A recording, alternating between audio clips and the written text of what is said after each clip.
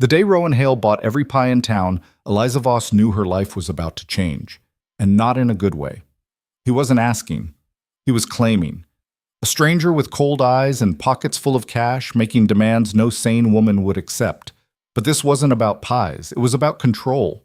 And in a town where everyone minded their own business, suddenly everyone was watching. What did this man want? Why her? And how far would he go to get it? Stay with me until the end. Hit that like button and drop a comment with your city so I can see how far this story travels. The dust never settled in Ember Flats. It just moved around, trading places with itself, coating everything in a fine layer of resignation. The town sat in a valley between two ridges that looked like the earth had shrugged and given up halfway through. Nothing grew there that hadn't fought for it. Nothing stayed that didn't have to. Eliza Voss had been there 17 years, long enough to forget what leaving felt like. She stood behind her table every morning at 6, same spot outside Brennan's general store, same blue checkered cloth stretched tight over warped wood. The pies came out while the air still held a bit of cool, apple, cherry, peach when she could get it, and a custard that people either loved or pretended to. She didn't care which. The pies sold, the money came, and that was enough.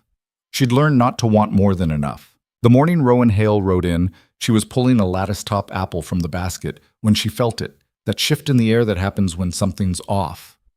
Not wrong, exactly, just different, the kind of different that makes you look up even when you don't want to. He came from the east, which was odd because nothing came from the east except wind and bad news.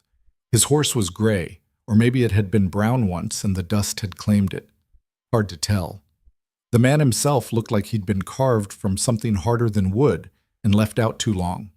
Tall, but not showy about it. Lean in a way that suggested hunger, old or new. His hat was pulled low, his coat was long, and he moved with the kind of quiet that made noise feel rude. Eliza didn't stare. Staring got you noticed, and she'd built a decent life on not being noticed. She set the pie down, smoothed the cloth, and waited for him to pass. He didn't pass. His horse stopped right in front of her table, close enough that she could smell the animal, salt and work and miles. The man didn't dismount. He just sat there, looking at her pies like they were a problem he was trying to solve. She gave him 5 seconds, then went back to arranging. Let him look. How much for all of them? His voice didn't match his appearance. She'd expected gravel. Got something smoother. Still rough around the edges, but not trying to prove anything. Eliza glanced up. His face was sun-worn, lines around his eyes that came from squinting, not smiling.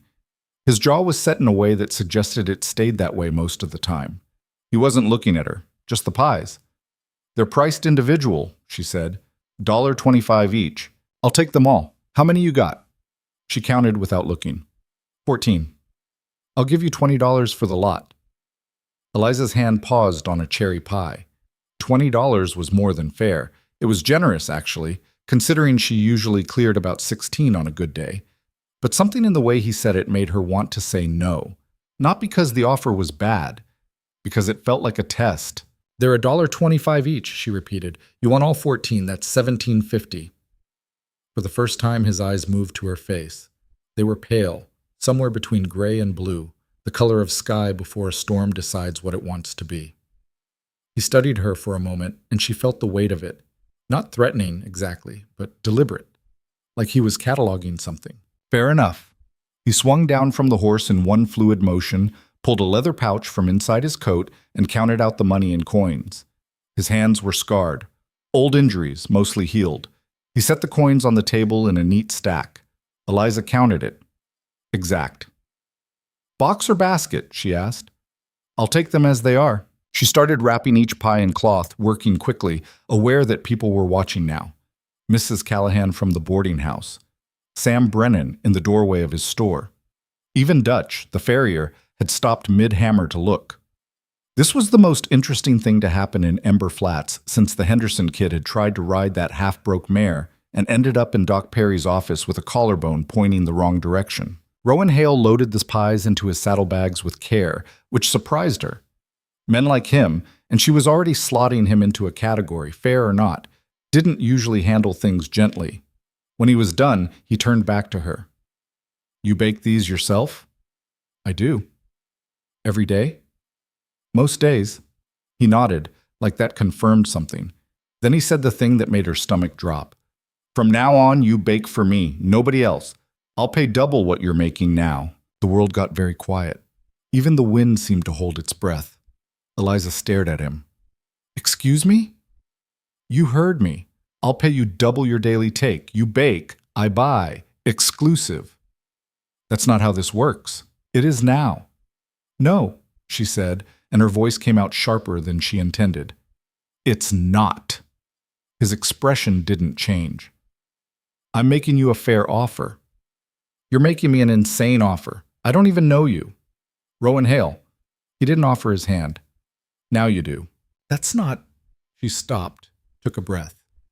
Mr. Hale, I appreciate your business, but I sell to whoever wants to buy. That's the arrangement. It's been the arrangement for 17 years, and it works fine. I'll pay triple. The number hit her like cold water. Triple. She did the math automatically. That was close to $50 a day.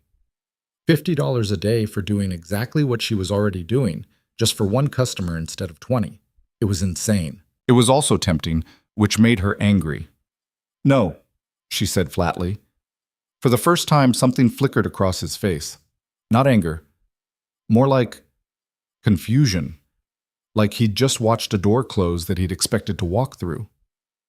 Why not? Because this isn't just business, Mr. Hale.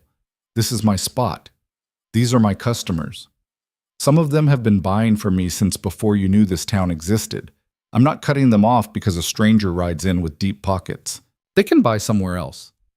There is nowhere else. I'm it. You want to pay triple? Fine. Buy whatever I have left at the end of the day, but I'm not baking just for you. The silence stretched. Behind her, she heard the creak of Brennan's door. Footsteps.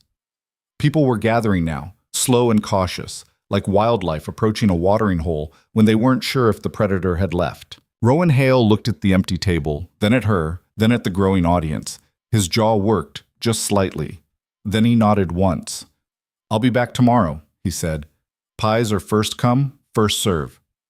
I'll be first then.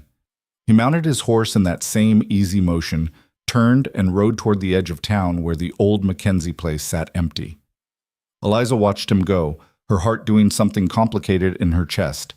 Half relief, half dread. Sam Brennan was the first to speak. Well, he said, scratching his beard. That was something. Who the hell was that? Mrs. Callahan asked, her voice pitched high with excitement and fear in equal measure.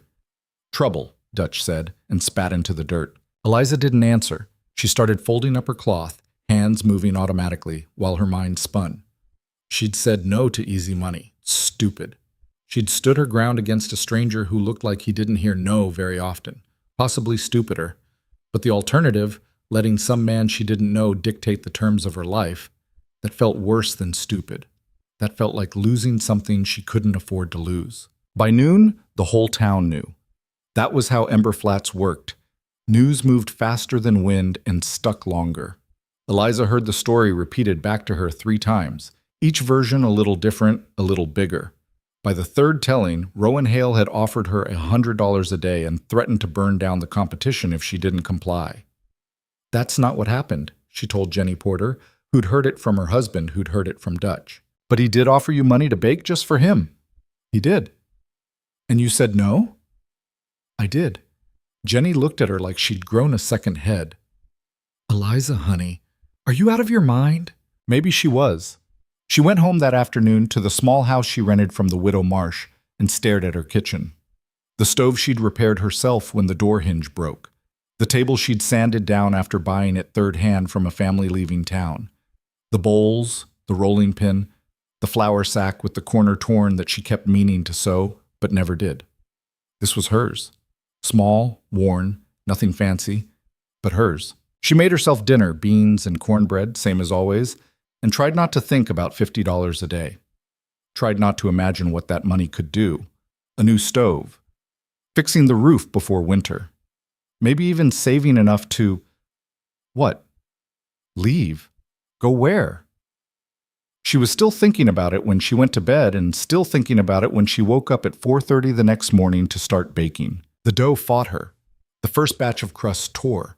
The second batch browned too fast on one side. By the time she loaded everything into her cart and wheeled it to her spot, she was already tired and the sun was barely up. Rowan Hale was waiting. He stood next to his gray horse, same coat, same hat, same unreadable expression.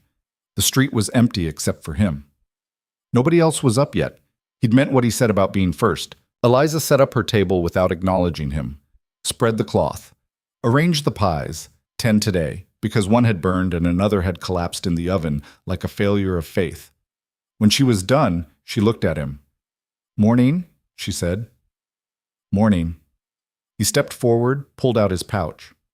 "I'll take them all." "No." His hand paused. "No?" "You can buy 2, maybe 3 if you're hungry. The rest are for other people. I'm willing to pay if they... "I don't care what you're willing to pay, Mr. Hale. I told you yesterday how this works." Something hardened in his face. "You're making a mistake." "Maybe, but it's my mistake to make." They stood there, locked in a stalemate that felt bigger than pie. Eliza's pulse was loud in her ears. She wasn't afraid of him exactly, but she was aware, sharply, uncomfortably aware, that he could make this difficult if he wanted to. He was bigger, stronger, and apparently didn't mind making people uncomfortable. But he didn't push.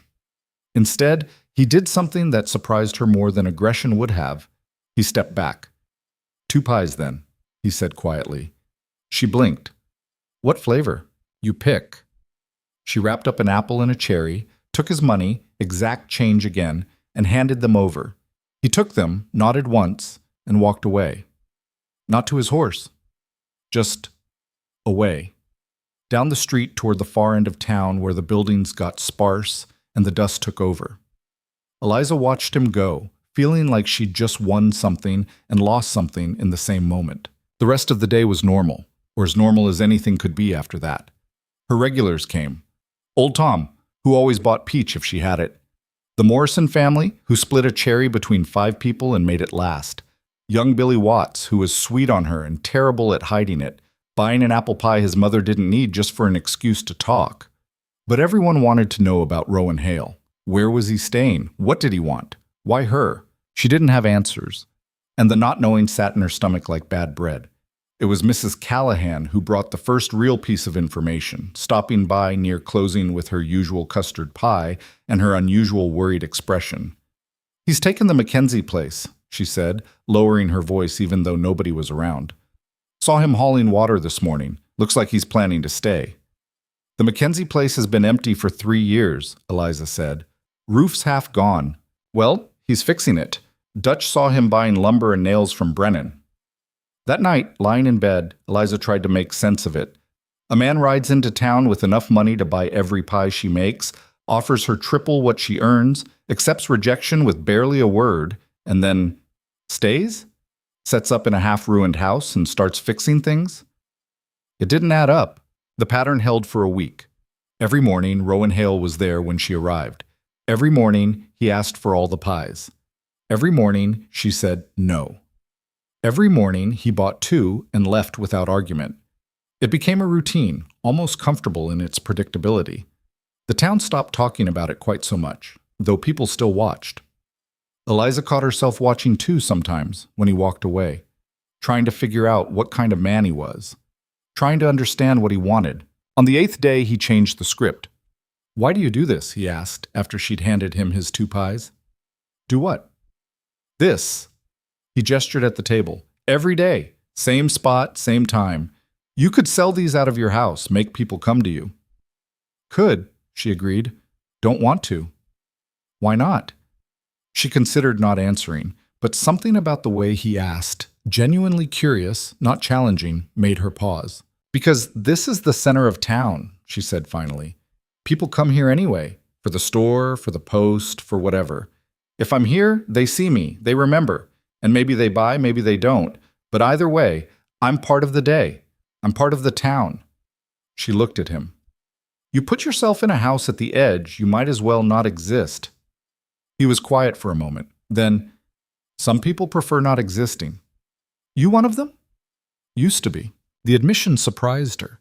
Before she could respond, Sam Brennan came out of his store, calling her name. A customer needed change. The moment broke, and when she looked back, Rowan was already walking away. But something had shifted. She felt it. The shift became a crack 3 days later. It was a hot morning, the kind where the air felt thick before the sun even cleared the ridge. Eliza was setting up when she heard raised voices, Dutch and someone else. She looked up to see Rowan Hale standing near the farrier's shop, facing down two men she didn't recognize. Drifters, by the look of them. Rough clothes, rougher attitudes. "I said move along," Dutch was saying, his hammer gripped tight in one scarred hand. "We're just looking for work," one of the drifters said, but his eyes were on Dutch's cash box, visible through the open door. "Don't need help. Try the next town." "Maybe we like this town." That's when Rowan stepped in. Didn't say anything at first, just moved between Dutch and the drifters, his presence alone changing the math of the situation. "You lost?" he asked, his voice flat. The bigger drifter sized him up. "Who's asking?" "Someone who's telling you to move on." "That's so." The drifter's hand drifted toward his belt. Eliza saw the knife handle there, worn and ready. What happened next took maybe 3 seconds, but felt longer. The drifter's hand moved. Rowan's moved faster. There was a sharp crack. Rowan had struck the man's wrist with something, maybe just his hand, Eliza couldn't tell from where she stood, and the knife hit the dirt. The second drifter started forward, but Rowan just looked at him.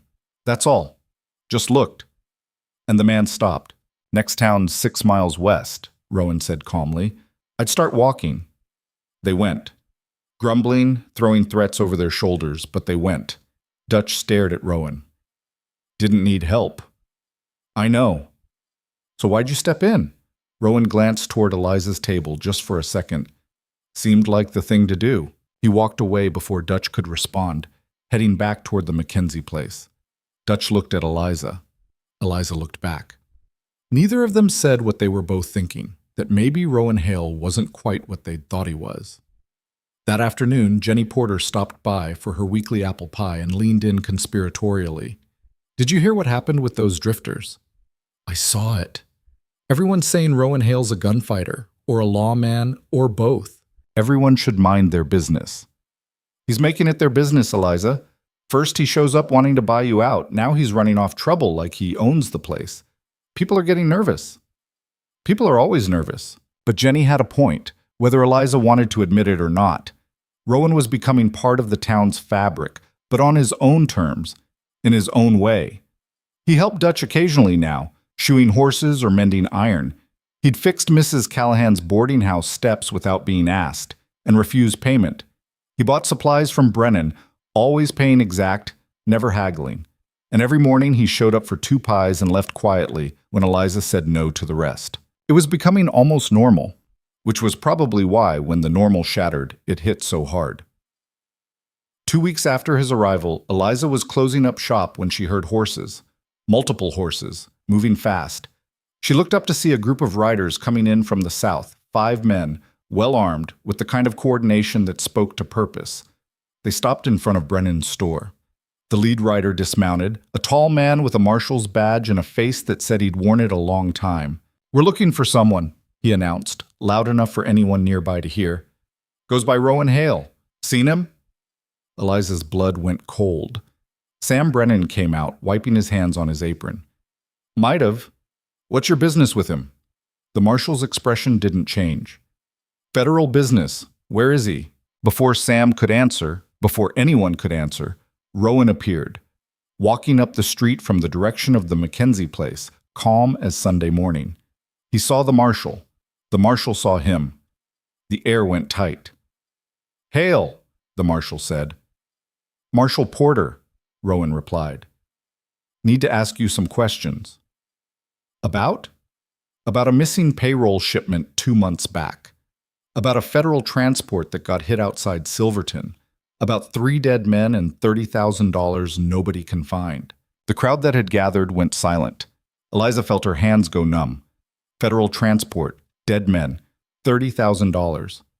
Rowan didn't move. "I wasn't anywhere near Silverton 2 months ago." "You got proof of that?" "Do you have proof I was?" "Got witnesses say a man matching your description was seen in the area." "Matching my description isn't the same as me." The marshal stepped closer. You gonna make this difficult? I'm gonna tell you the truth. I wasn't there. I didn't rob any transport, and unless you've got something more than someone said they saw someone who looked like someone, you've got no cause to bring me in. For a long moment, nobody moved. Eliza realized she was holding her breath. Around her, the town had gone still as stone. Then Marshal Porter nodded slowly. Maybe you're right. Maybe you weren't there. He leaned in, lowering his voice, but not so low that Eliza couldn't hear. But you've been running from something, Hale. I can smell it on you, and whatever it is, it's going to catch up eventually. Always does. He stepped back, signaled his men, and they mounted up. Before they left, he looked at Eliza, then at the gathered crowd. Anyone here vouches for this man? Knows where he's been? What he's doing? Silence. Heavy and damning. The marshal smiled without humor. That's what I thought. They rode out the way they'd come, dust rising behind them like a verdict. Eliza looked at Rowan. He was still standing there, watching them go, his face unreadable. When the riders disappeared over the ridge, he turned and walked back toward the Mackenzie place without saying a word to anyone. The crowd dispersed slowly, murmuring. Eliza stood at her table, hands shaking now that the fear had somewhere to go. Dutch approached, his expression grave. You still selling to him? I don't know, she said honestly. Might want to think on that. She did think on it. All evening, all night. A federal transport, dead men, $30,000. It painted a picture she didn't want to see, of Rowan Hale as something darker than a drifter, something more dangerous than a man who just wanted to be left alone. But then she thought about him buying pies every morning with exact change, helping Dutch, fixing Mrs. Callahan's steps, standing between the town and those drifters without being asked. None of it made sense, which meant she was missing something. The next morning, she almost didn't set up her table. Lay in bed arguing with herself about whether it was worth it, worth the risk, worth the questions, worth whatever came next. But in the end, she got up, baked her pies, loaded her cart, went to her spot. Rowan Hale was waiting. They looked at each other across the empty street. The sun was just starting to rise, painting everything in shades of amber and shadow. He looked tired. She probably did too. I didn't do it, he said. No preamble, no explanation, just that. You don't owe me an explanation. Maybe not. But you deserve one anyway. He stepped closer, stopped at the edge of the table. I wasn't in Silverton. I was 3 states over working a cattle drive. Got 30 men who'll say the same. But the marshal's not wrong. I have been running. Just not from that. From what then? He was quiet for a long time. When he spoke, his voice was lower, rougher. From the kind of life where people assume the worst because it's easier than asking questions. Where a man's past matters more than what he does today. I came here because I thought maybe, in a town this quiet, nobody would care enough to look. You thought wrong. Yeah, I did. He looked at her pies, then back at her face. I'll leave if you want. Clear out today. But I want you to know, every morning I came here, it wasn't about control. It was about... He trailed off, searching for words. It was about something steady. Something that didn't change. You, here, every day, same time. It was the first steady thing I'd had in a decade. Eliza felt something crack in her chest. Not break, just crack, letting something in. 2 pies, she said quietly. He blinked. What? I said 2 pies. What flavor? For the first time since she'd met him, Rowan Hale smiled. It was small, barely there, but it was real. You pick, he said. She wrapped up an apple and a cherry, took his money, and handed them over. Their fingers brushed. Brief, accidental, but neither of them pulled away fast. Thank you, he said. For what? For asking questions. He left. The town woke up. Life went on. But something had changed. Eliza felt it in the way people looked at her table that morning. Not suspicious exactly, but uncertain. Waiting to see what she'd do. Whether she'd stand by him or step away. She didn't know yet herself. All she knew was that Rowan Hale had come to Ember Flats like a storm warning, had made her an offer she'd refused, and then had stayed anyway. Had become something other than what he'd seemed. Had become, against all logic and sense, someone she wanted to understand. And that, more than federal marshals or missing money or suspicious towns, was what scared her most. because understanding him meant seeing him, and seeing him meant deciding whether what she saw was worth the risk. The answer to that question, she suspected, would determine a lot more than just whether she sold him pies. The marshal's visit changed things in ways Eliza hadn't anticipated. Not dramatic ways. Nobody ran Rowan out of town or confronted him in the street. It was subtler than that, more insidious. People stopped meeting his eyes when he passed. Conversations died when he walked into Brennan's store. Mrs. Callahan, who'd accepted his help with her boarding house steps, now crossed the street to avoid him. Eliza saw it happening and felt something twist in her gut. Not quite anger, not quite sympathy. Something in between that she didn't have a name for. She kept selling him pies. 2 every morning, same as before. And every morning, the look she got grew heavier, more pointed. Jenny Porter stopped buying from her altogether, which stung more than Eliza wanted to admit. They'd been friendly once, in the way women in small towns were friendly. Surface level, but genuine enough. Now Jenny walked past her table like it didn't exist. On the 4th day after the marshal's visit, Dutch finally said what everyone else was thinking. "You're making a mistake," he told her, voice low, while she was wrapping up his weekly peach pie. "Man's trouble. You can smell it on him. The marshal said he couldn't prove anything. Marshall also said Hale's running from something. That good enough for me. Since when do we run people out based on what they might have done?" Dutch's jaw worked. "Since one of our own starts defending strangers over her neighbors." The words landed like a slap. Eliza handed him his pie without responding, and Dutch walked away without his usual nod of thanks. That night, she couldn't sleep. Lay in bed staring at the ceiling, listening to the wind rattle her shutters, thinking about what Dutch had said. Her neighbors. Her town. 17 years she'd been here, building something small but solid. And now she was risking it for a man she barely knew, whose story had more holes than facts. She almost didn't show up the next morning. Got as far as loading half the pies into her cart before she stopped, hands shaking, and asked herself what the hell she was doing. But she finished loading, wheeled the cart to her spot, set up her table. Rowan was there, same as always. But something was different. He looked, tired wasn't the right word. Worn, maybe. Like the week had cost him something. "Morning," he said. "Morning." He didn't ask for pies right away. Just stood there, hands in his coat pockets, looking at the empty street. The sun was coming up behind him, turning his shadow long and thin. "You don't have to do this," he said finally. "Do what?" "Keep selling to me. Keep—" He stopped, seemed to reconsider. "People are talking. I hear it. You're making things hard on yourself." Things were already hard. Not like this. She looked at him properly then, really looked. Saw the tightness around his eyes, the way he held himself like he was expecting a blow. And she realized something that should have been obvious from the start. He cared what people thought, not in a vain way, in a tired, hurt way. Like he'd been judged so many times that he'd learned to expect it, but never learned to stop feeling it.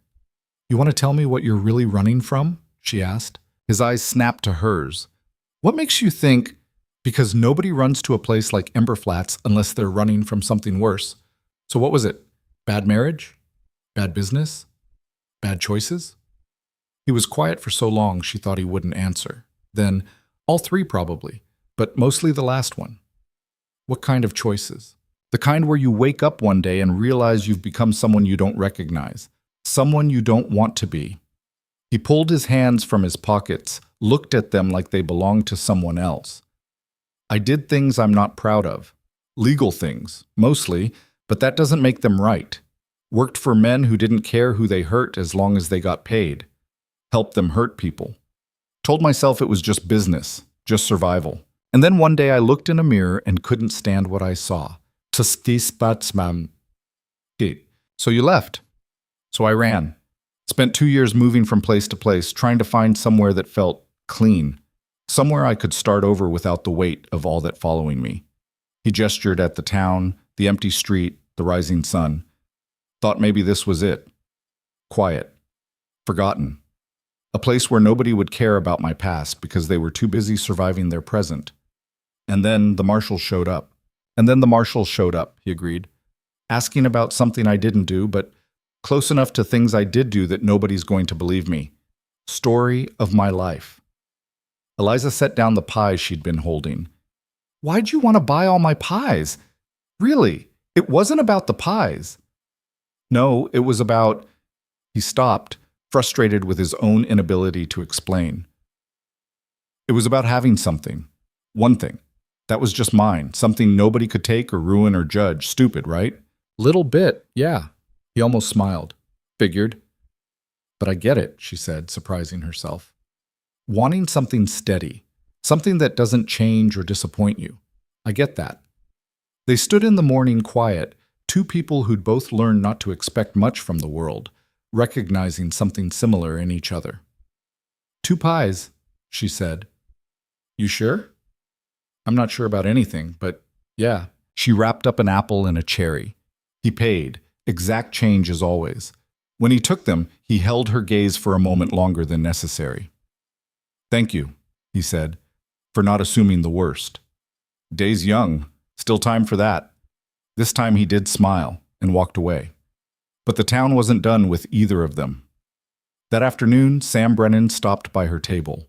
He waited until the last customer had left, then leaned against the post supporting his store's awning. Need to talk to you, he said.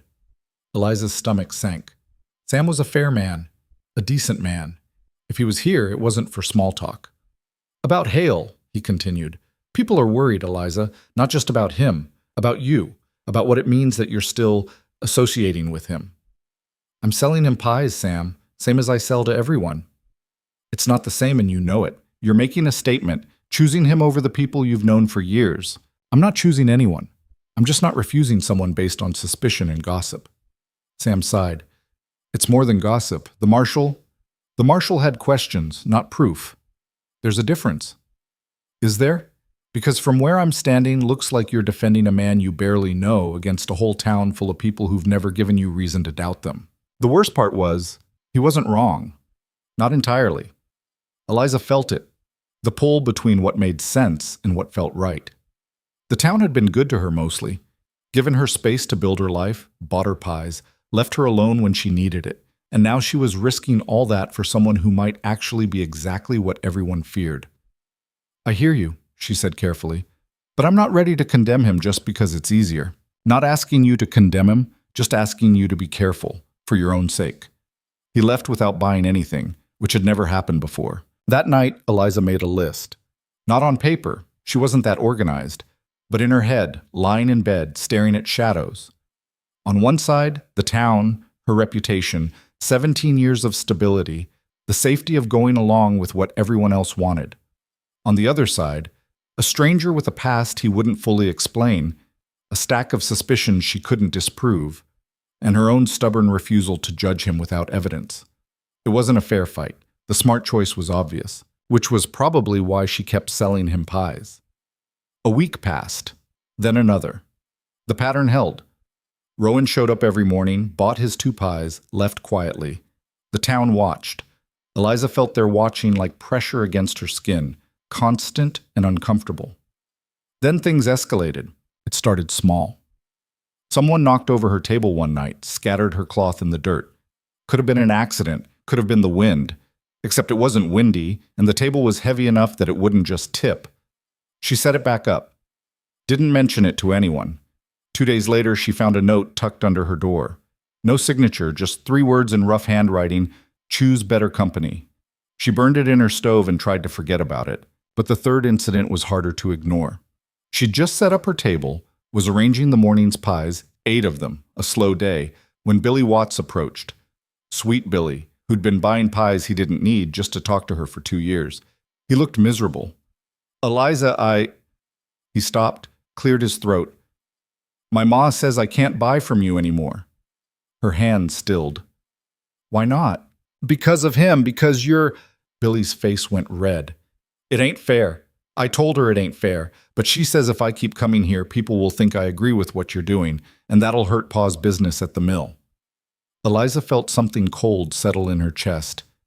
It's okay, Billy. It ain't okay. It's okay, she repeated more firmly. I understand. He left looking like he might cry, and Eliza stood there feeling like she'd lost something she hadn't realized she'd valued. Billy's awkward conversation, his transparent crush, His weekly purchase that she'd always found more endearing than annoying, gone, because she'd refused to do what everyone else wanted. She was still processing that when Rowan arrived. He took one look at her face and stopped. What happened? Nothing. Eliza. She hated that he said her name like that, like he actually cared, like he had a right to care. But she was tired and frustrated, and the words came out before she could stop them. People are asking me to choose between you and them, and I don't even know why I'm not choosing them. I should choose them. It makes sense to choose them. So choose them, he said quietly. What? Choose them. Stop selling to me. I'll leave town. Problem solved. You just leave? I've left before. It's what I do. Something in his voice, resignation maybe, or bone-deep weariness, made her look up. He wasn't being noble. He was being realistic. He'd learned that staying put meant complications, and complications meant pain, so leaving was easier. No, she said. No? I'm not. She stopped, frustrated with herself.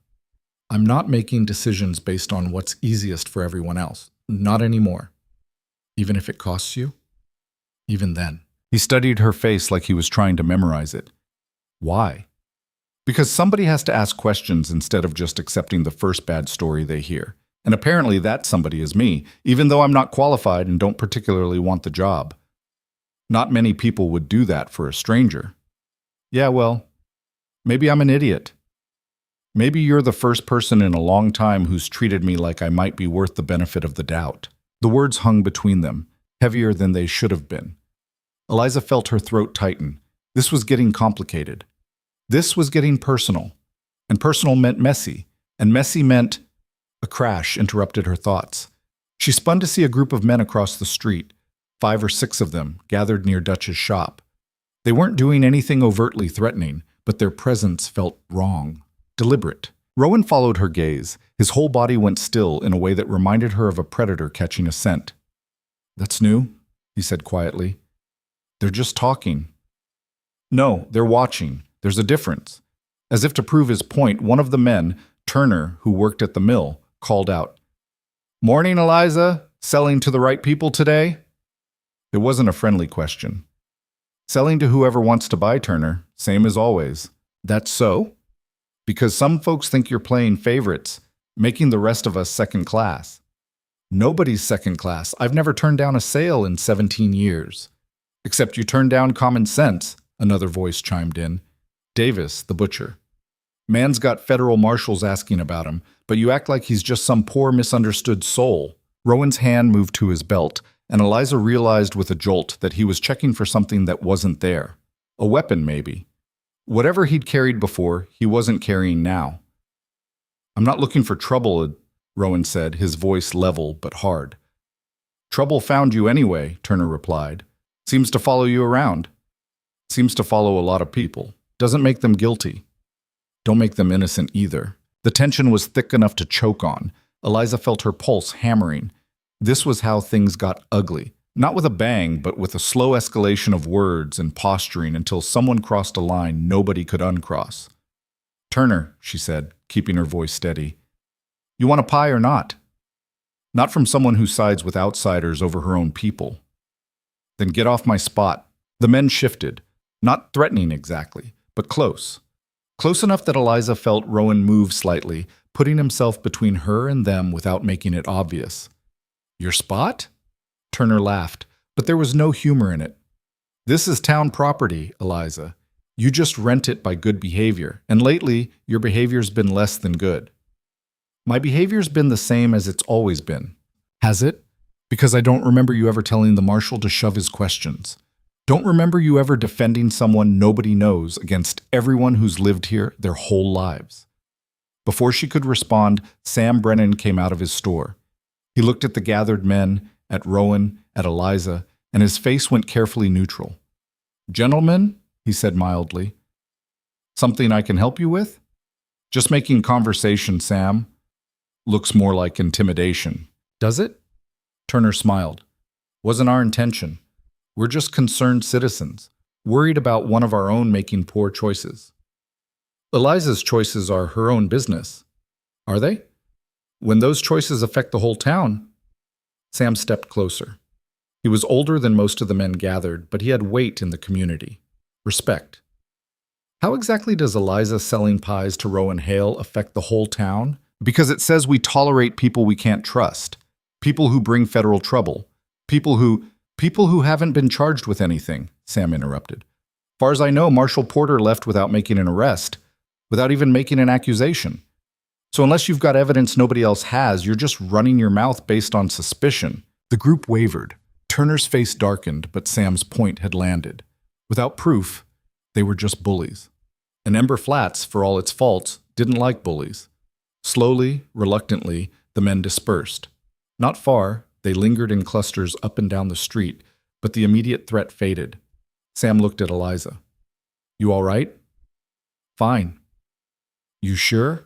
Because this isn't going away. People are worked up, scared maybe. And scared people do stupid things. I know.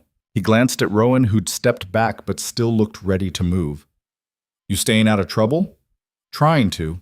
Try harder. For her sake, if not your own. Sam went back inside. The street slowly filled with morning traffic, people heading to work, to the store, to wherever people in small towns went when they had nowhere particular to be. But the atmosphere had changed. What had been wary before was hostile now. Eliza felt it like splinters under her skin. She sold 4 pies that morning, total. The worst day she'd had in years. Rowan bought his 2, then lingered. I meant what I said. I can leave. And I meant what I said. I'm not making decisions based on fear. Even when the fear's justified, she started packing up early. No point staying when nobody was buying. Is it? Justified, I mean. Should I be scared of you? He didn't answer right away. When he did, his voice was rough. No, but you should be smart. And staying associated with me isn't smart. Probably not. But here we are. She finished packing, loaded her cart. Rowan stood watching, his expression unreadable. When she was done, he spoke again. Why are you doing this? Honestly, I'm not entirely sure. Maybe because everyone's so certain they're right that it makes me want to prove them wrong. Maybe because I'm tired of living scared. Or maybe I'm just stubborn and stupid. She met his eyes. Take your pick. Could be all 3. Yeah, could be. She wheeled her cart home, feeling his gaze on her back the whole way. The next 3 days were worse. Her sales dropped to almost nothing. People she'd known for years crossed the street to avoid her. Mrs. Callahan stopped ordering her weekly custard pie. Even old Tom, loyal old Tom, who'd been buying peach pies since Eliza first set up shop, mumbled an apology and walked past. She was losing everything she'd built. And for what? For a man she barely knew? For principle? For stubbornness? She didn't know anymore. On the 4th day, she woke up and couldn't make herself get out of bed.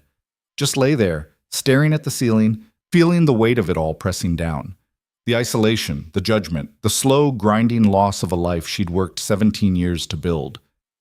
She was still lying there when someone knocked on her door. For a moment, she considered not answering, but old habits died hard. She dragged herself up, pulled on a shawl, and opened the door. Rowan stood there, hat in hands, looking uncomfortable. You didn't come to your spot, he said. Wasn't feeling up to it. Because of yesterday. Yesterday, she'd sold 1 pie. A single pie to a traveler passing through who didn't know or care about town politics. The rest had sat on her table until noon, when she'd finally packed up and taken them home. She'd eaten apple pie for dinner and cherry pie for dessert, and thrown the rest away because they'd gone dry. Among other things, she said, I'm sorry. For what? You didn't do anything. Didn't I? I came here, made you an offer that got people talking, stuck around when I should have left. Seems like I did plenty. She leaned against the doorframe, suddenly too tired to hold herself up properly. You know what's funny? I spent 17 years being invisible, doing my job, keeping my head down, not making waves, and it worked. I had a nice, quiet, stable life. Then you showed up and offered me something I didn't want, and I said no, and somehow that turned me into the town villain. How does that make sense? It doesn't. No, it really doesn't. They stood in silence. Eliza became aware that she was still in her nightdress, her hair a mess, her face probably showing every bit of her exhaustion. She should care about that. Couldn't quite manage it. I'm leaving, Rowan said finally. Okay. Not just your door, the town. I'll be gone by tomorrow. That got through her fog. You don't have to. Yes, I do. This isn't working. You're losing everything because of me, and I can't. He stopped, jaw tight. I won't be responsible for that. What if I don't want you to leave? Then you're being stubborn and stupid. Your words, not mine. Maybe, but they're still my words, my choice. Eliza. He said her name like a prayer or a curse. She couldn't tell which. I'm not worth this. Whatever you think you're defending, whatever point you're trying to make, I'm not worth losing your whole life over. That's not your call to make, isn't it? I'm the one causing the problem. Seems like it should be my call whether I remove myself from it. She stepped back, suddenly angry. Not at him exactly, but at everything. At the town for being small-minded, at herself for caring what they thought, at him for making her care about him when caring was the last thing she could afford. Fine, she said. Leave. Run away like you always do. I'm sure it'll solve everything. It'll solve this. Will it? Or will it just prove to everyone that they were right to chase you off? That suspicion and gossip and mob mentality work? I don't care what it proves. I care that you can go back to your life. What if I don't want that life anymore? The question surprised them both. Eliza hadn't meant to say it, hadn't even fully thought it until the words were out. But there it was, hanging in the air between them, the truth she'd been avoiding. She didn't want to go back. Back to invisible, back to safe, back to a life where she sold pies and kept quiet and never questioned anything because questioning meant risk. Rowan stared at her. What do you want then? I don't know, but not that. Not anymore. He took a step closer, then another. Until he was close enough that she could see the flecks of green in his gray-blue eyes, could smell the soap he used and the dust that seemed permanently embedded in his coat. You're making this very hard, he said quietly. Good. You made it hard for me. Fair's fair. He almost laughed. Almost. Whatever he was going to say got cut off by the sound of horses. Multiple horses, moving fast. They both turned to see a group of riders coming down the street. Not the marshal this time, but townsfolk. 6 men, all familiar faces. Turner in the lead. They stopped in front of Eliza's house. Turner dismounted, his face set in hard lines. Hail, he said. We need you to leave, now. I was planning to. Good. We'll escort you. Make sure you actually go. That's not necessary. We think it is. We've been patient, given you time. But you're causing problems for this town, and we're done tolerating it. Eliza stepped forward. He's on my property. You've got no right. We've got every right, Turner interrupted. We're protecting our town, our people. You want to defend him, that's your mistake. But we're not letting him stay another day. Rowan's hand found Eliza's arm, gentle but firm. It's all right. No, it's not. It is, he looked at Turner. Give me an hour to pack. I'll be gone. Half hour. Fine.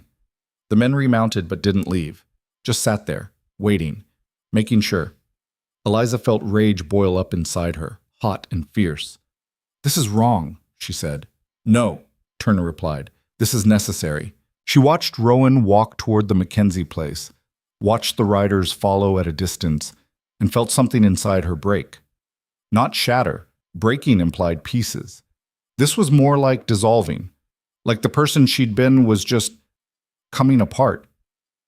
She went inside, made herself a cup of coffee she didn't drink, sat at her kitchen table and tried to figure out what she was supposed to do now. The knock came 20 minutes later. She opened the door expecting, she didn't know what. Another confrontation. More judgment. It was Sam Brennan, alone this time, looking older than his years. Can I come in? He asked. She stepped aside. He entered, took off his hat, held it in his hands like a man at a funeral. I tried to stop them, he said, for what it's worth. Told Turner this was wrong, but he's got people worked up. Convinced them Hale's dangerous. Is he? I don't know. Maybe. Maybe not. Point is, the town's decided he is. And once a town decides something, it's hard to undecide it. Eliza poured him coffee. Neither of them would drink. So what now? Now you let him go. Let things settle. Give it time. Eventually people will forget and you can go back to... Don't, she interrupted. Don't tell me I can go back. I can't. Something's Changed. I've changed. Sam set down his untouched cup. I know, and I'm sorry for that. But change isn't always good, Eliza. Sometimes it's just different. He left. Eliza sat alone in her kitchen, listening to the clock tick, feeling the minutes pass like stones dropping into water. 30 minutes. That's all Rowan had. All the town was giving him. 30 minutes to pack up whatever life he'd started to build here and disappear. She should let him. Should let him ride out and take his trouble with him. Should salvage what she could of her reputation and rebuild. It was the smart play. The safe play. She was so tired of playing it safe. She stood, grabbed her shawl, and walked outside. Down the street toward the Mackenzie place. People stared. Let them. The riders were still there, horses circling like buzzards. Rowan was loading his saddlebags, his movements efficient and practiced. A man who'd done this before, too many times before. Rowan, she called. He looked up. Surprise flickered across his face. You shouldn't be here. Probably not, but here I am. Turner moved his horse closer. This doesn't concern you anymore, Eliza. Doesn't it? You're running a man out of town based on nothing. That concerns me plenty. He brought this on himself. By existing? By buying pies? By fixing things and helping people? By being someone we can't trust. You mean someone you won't trust? There's a difference. Turner's face darkened. You really want to keep fighting this? Keep choosing him over all of us? And there it was, the ultimatum she'd been avoiding. Choose him or choose them. Decide. Now.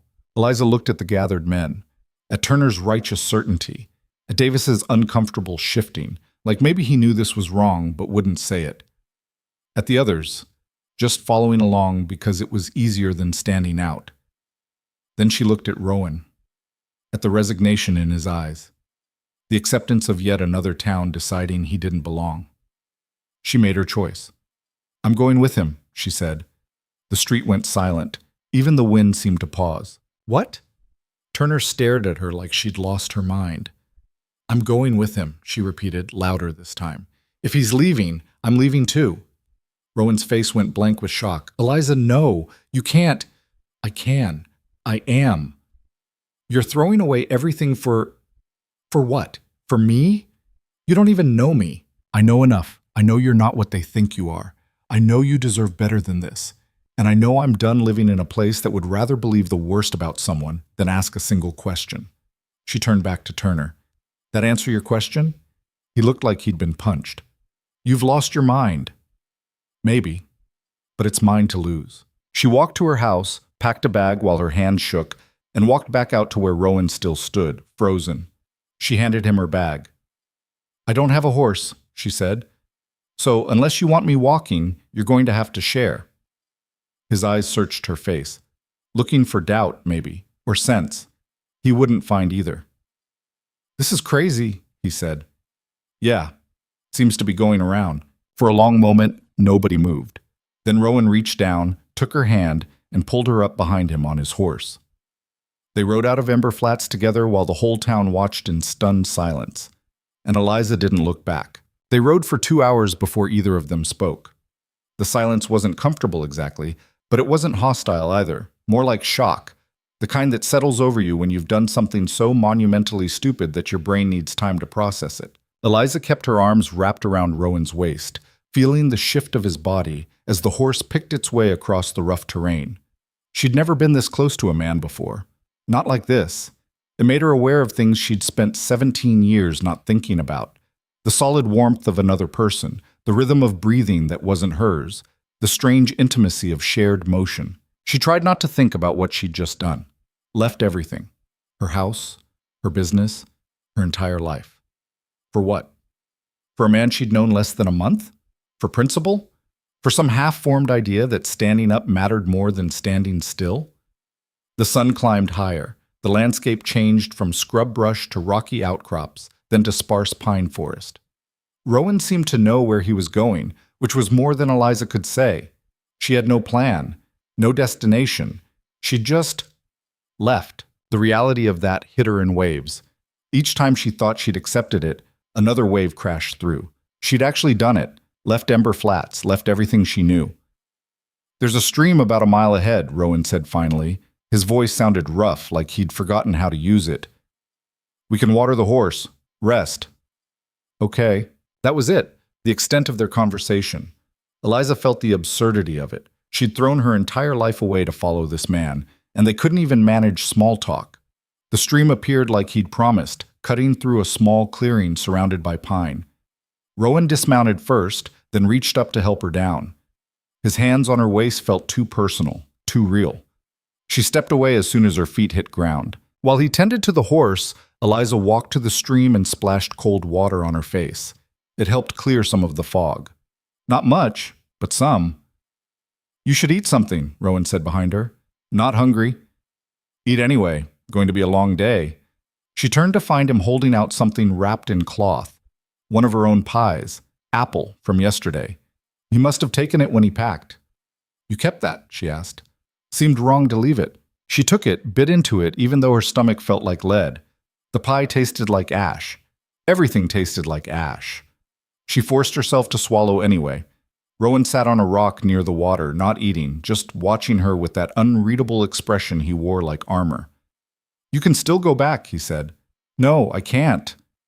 Sure you can. We haven't gone that far. Tell them you changed your mind, that I forced you, or... I'm not lying about what happened. Then tell them the truth. That you made a mistake. Heat of the moment. They'll understand. Will they? Because I don't think they will. And even if they did, I don't think I could look at them the same way. She set down the half-eaten pie. You know what the worst part is? I thought I knew those people.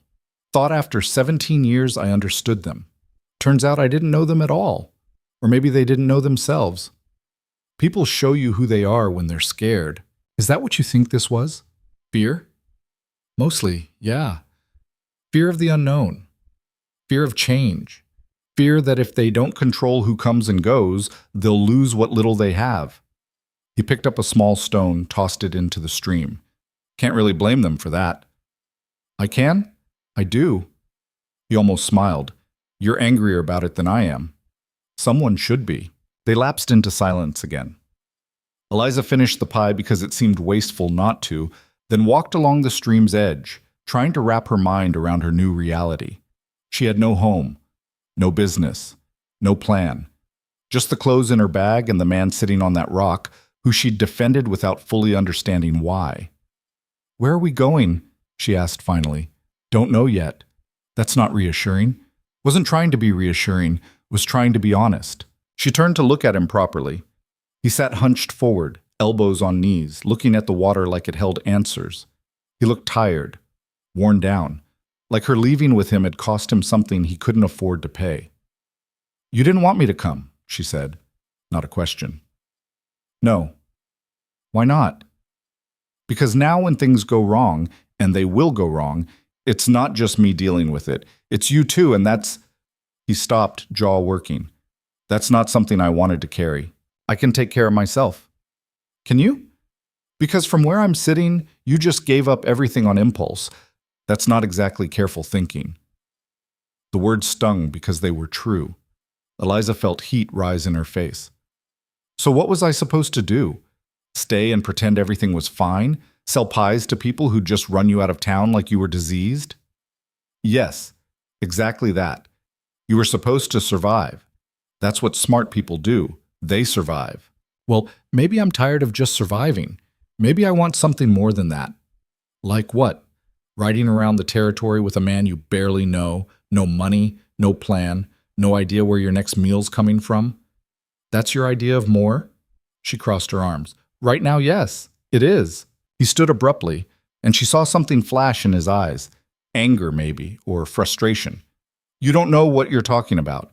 You've lived in one town your whole adult life. You've had stability, routine, safety.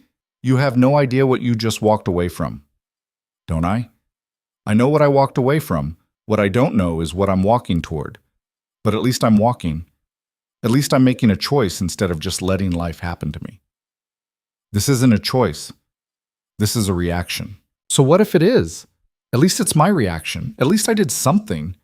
They stared at each other across the clearing, the air between them charged with something neither knew how to name. Fear. anger, confusion, all of it tangled together into something combustible. Rowan broke first, turned away, ran a hand through his hair. This was a mistake. Probably. You should hate me for this. I don't. You will. Eventually. When reality sets in and you realize what you've done. Maybe. But that's tomorrow's problem. He looked at her then, really looked, and she saw something in his face shift. Recognition, maybe. Of stubbornness matching stubbornness. Of two people who'd both made choices they couldn't take back. We should keep moving, he said finally. Still a lot of ground to cover before dark. They rode through the afternoon, the silence less brittle now, but still present. Eliza watched the landscape change. More trees, steeper hills, the occasional glimpse of mountains in the distance. She'd never been this far from Ember Flats, had never wanted to be. Now here she was, moving farther with each step of the horse, and the terror of it was almost exhilarating. By evening they reached a small town. Smaller than Ember Flats, just a cluster of buildings around a crossroads. Rowan stopped at the edge, studying it like it might attack. We need supplies, he said. And you need proper riding gear. Can't have you in a dress on horseback for days. I don't have money for... I do. Not much, but enough. They rode in slowly. A few people looked up, noted them, went back to their business. Nobody seemed particularly interested, which Eliza found both relieving and strange. After weeks of being watched in Ember Flats, anonymity felt foreign. Rowan tied the horse outside a general store and helped her down. Inside, the place smelled like leather and tobacco and something sharp she couldn't identify. The shopkeeper, a woman in her 50s with gray hair pulled back tight, looked them over with shrewd eyes. Help you? She asked. Need trail gear, Rowan said. Pants, shirt, boots. For her. The woman's eyebrows rose slightly, but she didn't comment, just gestured for Eliza to follow her to a back section where men's clothing hung on pegs. These'll fit better than the regular stock, the woman said, pulling down canvas pants and a heavy cotton shirt. Had them made for my daughter before she decided ranch life wasn't for her. Should be about your size. Eliza took them, feeling strange. She'd worn dresses her entire life. The idea of pants felt almost scandalous. There's a curtain back there if you want to try them on, the woman added, not unkindly. In the small space behind the curtain, Eliza changed. The pants felt odd, freeing but exposing at the same time. The shirt hung loose but comfortable. When she emerged, both the shopkeeper and Rowan turned to look. The woman nodded approvingly. Good fit. Boots next. Rowan said nothing, but something in his expression had changed. He looked at her like he was seeing someone different than the woman who'd stood behind a pie table every morning. Maybe he was. They left with new clothes, supplies, and considerably less money. Rowan found them a spot to camp outside town, far enough to be private, close enough to reach if they needed help, which Eliza hoped they wouldn't. Building a fire felt surreal. She'd cooked over a stove her entire life. This was different, raw, immediate, dependent on skills she didn't have. Rowan handled it without fuss, efficient movements that spoke to practice. You've done this a lot, she observed. Yeah. How long were you moving around before Ember Flats? 2 years, give or take. And before that, he poked at the fire, not looking at her. Before that, I worked for a mining company, the kind that doesn't care much about regulations or safety or who they have to pay off to keep operating. I was the one doing the paying off, bribes, threats, whatever it took to keep the operation running. Why'd you leave? Because I watched a man die. Cave in, totally preventable. We'd known the supports were bad for weeks, but fixing them would have cost money and time. Company didn't want to spend either, so we didn't fix them. And a man named Joseph Carr, father of 3, got crushed when the whole thing came down. The fire crackled in the silence that followed. I handed his widow an envelope with blood money and told her the company was sorry for her loss, Rowan continued, his voice flat. She threw it at me, called me a murderer. And she was right. I didn't swing the pickaxe that brought down the rock, but I helped create the conditions that killed him. So I left. Took what savings I had and just started moving. Eliza pulled her knees to her chest, processing. That's what you meant about becoming someone you couldn't recognize. That's what I meant. Do you still see him, Joseph Carr? Every time I close my eyes. She wanted to say something comforting, something that would make it better. But what could she say?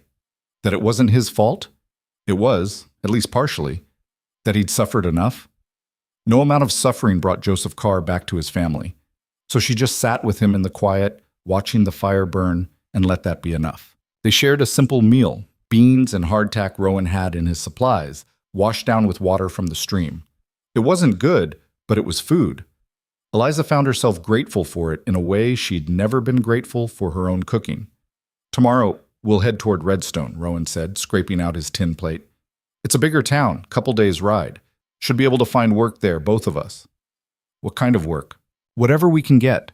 You can bake, I can do labor. Between us, we'll manage." The practicality of it helped. Having a destination, a plan, something concrete to move toward. Eliza latched onto it like a lifeline. "Okay," she said. "Redstone." They settled in for the night, Rowan giving her his bedroll and taking just a blanket for himself near the fire. Eliza protested, but he was immovable. "You're not used to sleeping rough," he said. "Take the bedroll." She did, but sleep didn't come easy.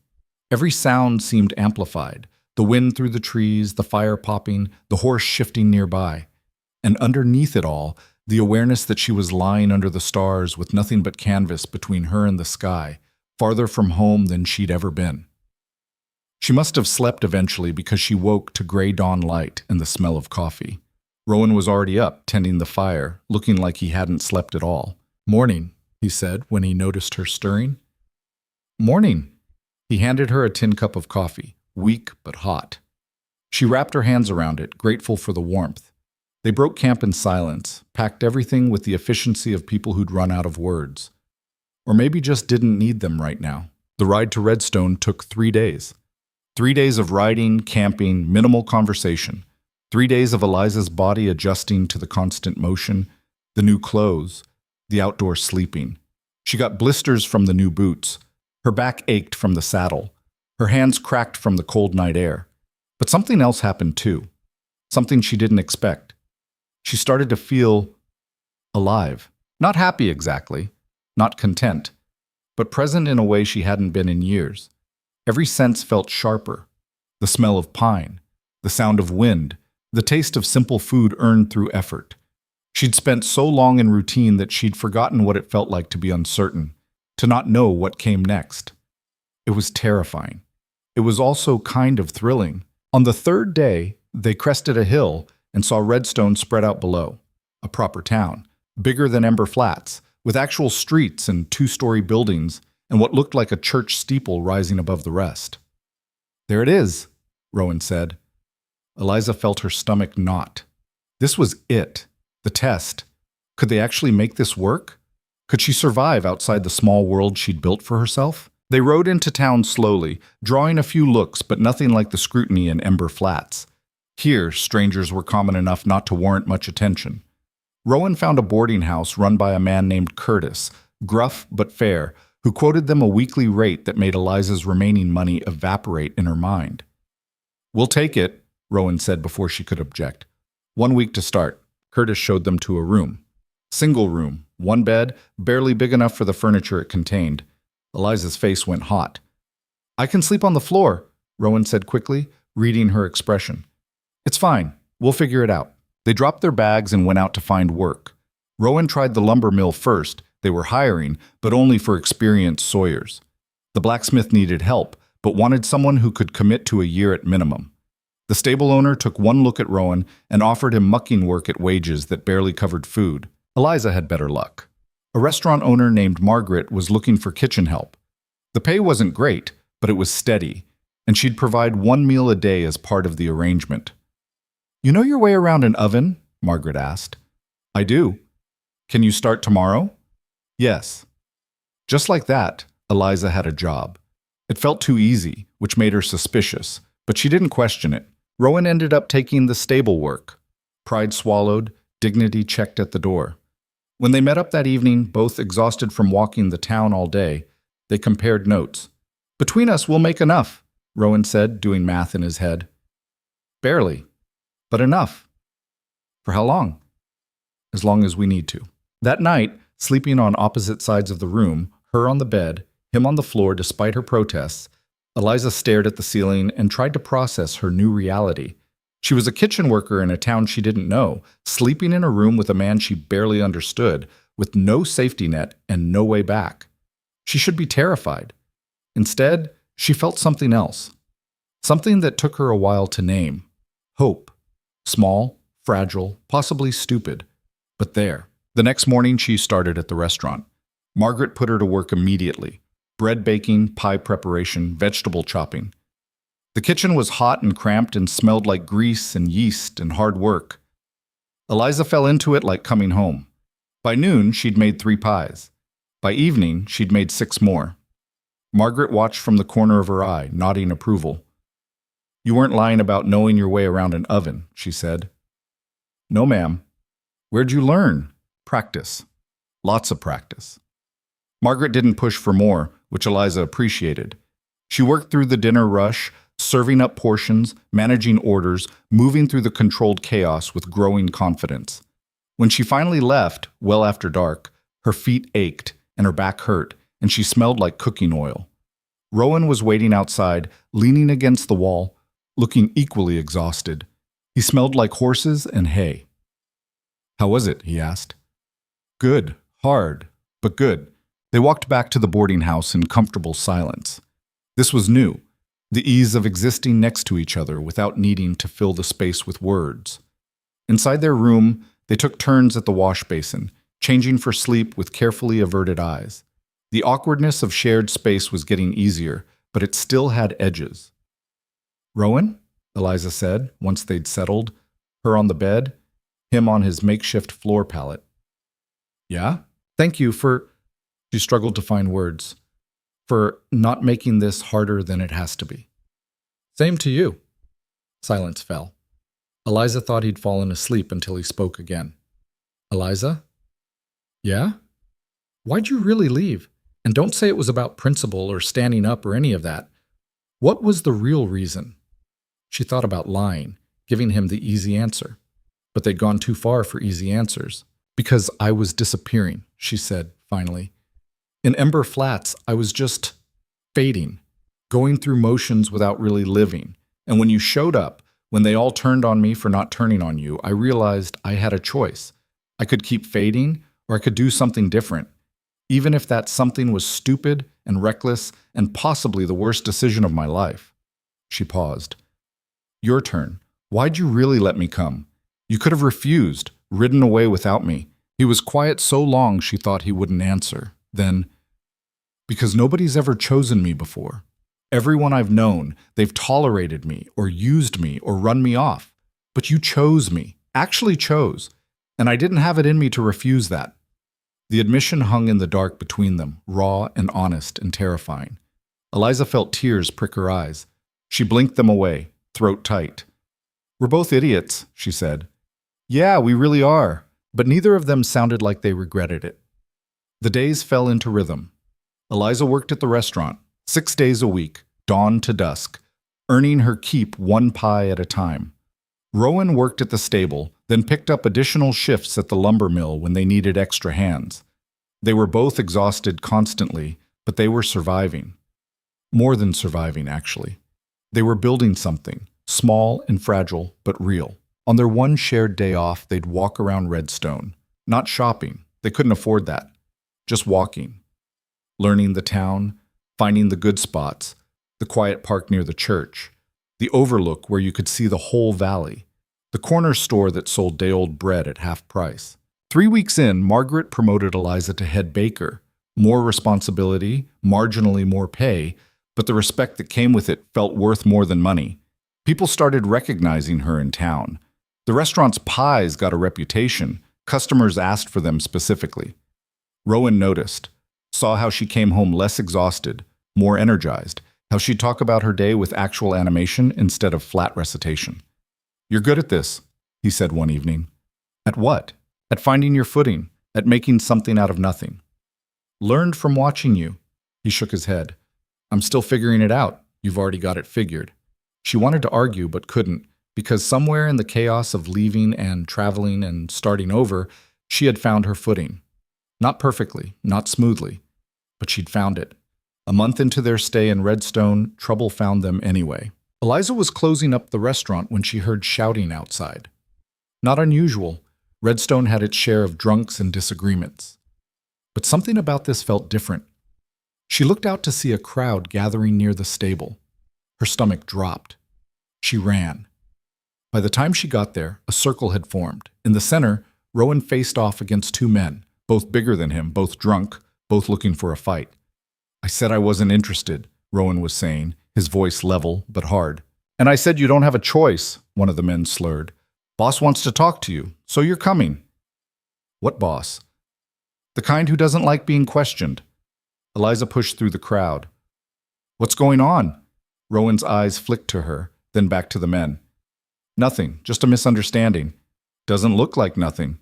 One of the men laughed. "This your woman? She's pretty. Maybe we'll take her too." The shift in Rowan was instant. Not loud, not obvious, but there. A tightening, a readying. The crowd felt it too. The air went tense. "Walk away," Rowan said quietly. "Right now. Before this becomes something you regret." "Is that a threat?" "It's advice. Take it." For a moment, it could have gone either way. Then the second man, slightly less drunk than the first, grabbed his friend's arm. "Come on, Jake. Not worth it." They left, throwing insults over their shoulders. The crowd dispersed, disappointed, violence averted, drama over. Rowan stood there, breathing hard, hands clenched. Eliza waited until they were alone. "What was that about?" "Don't know. They work for someone named Garrett. Runs things in this part of town, apparently. Wanted to talk." "About what?" "Probably about whether I'm willing to work for him, or whether I'm a problem he needs to solve." "And are you?" "A problem?" He looked at her. Really looked. "I hope not. But with my track record, it's hard to say." That night, neither of them slept well.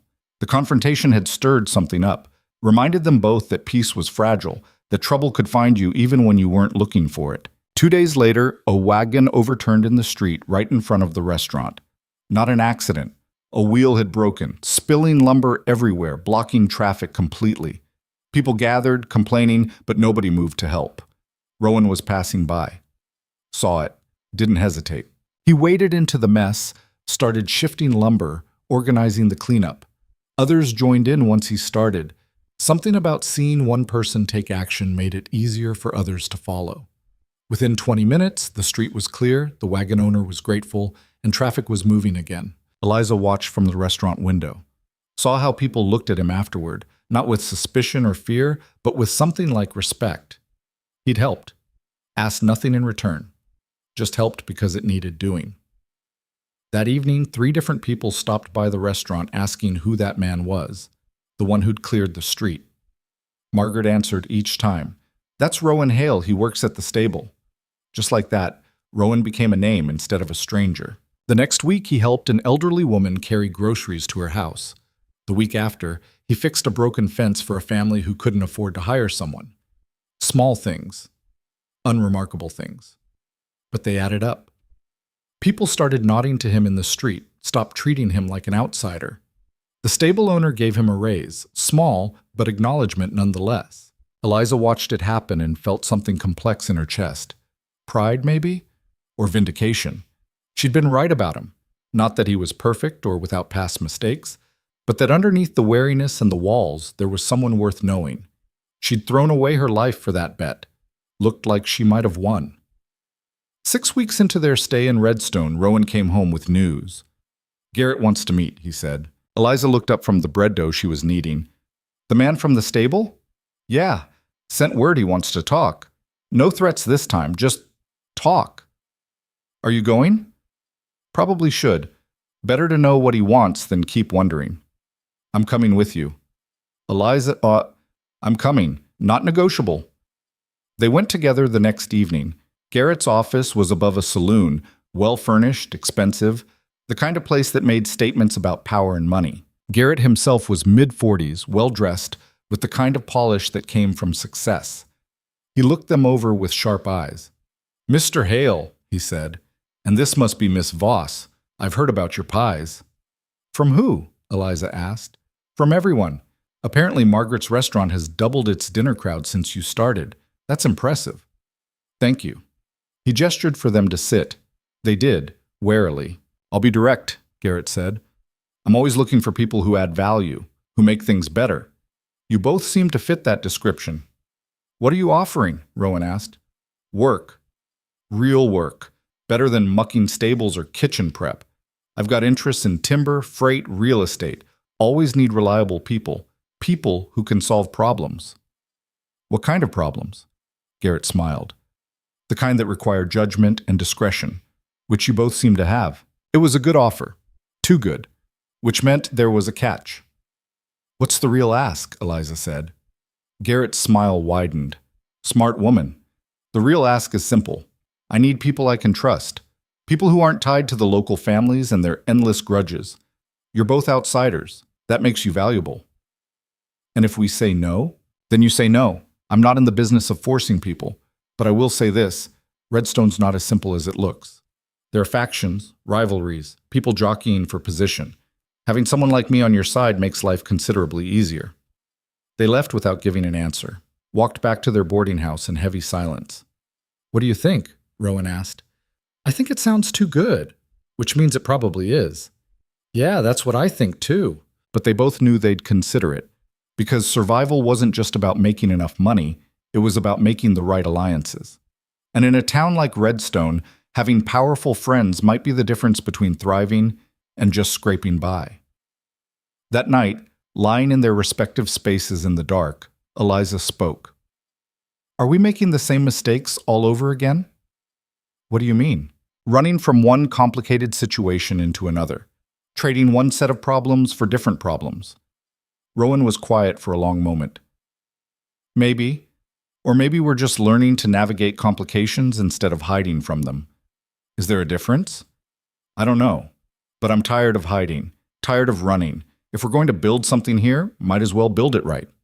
Even if that means dealing with people like Garrett, especially if it means that.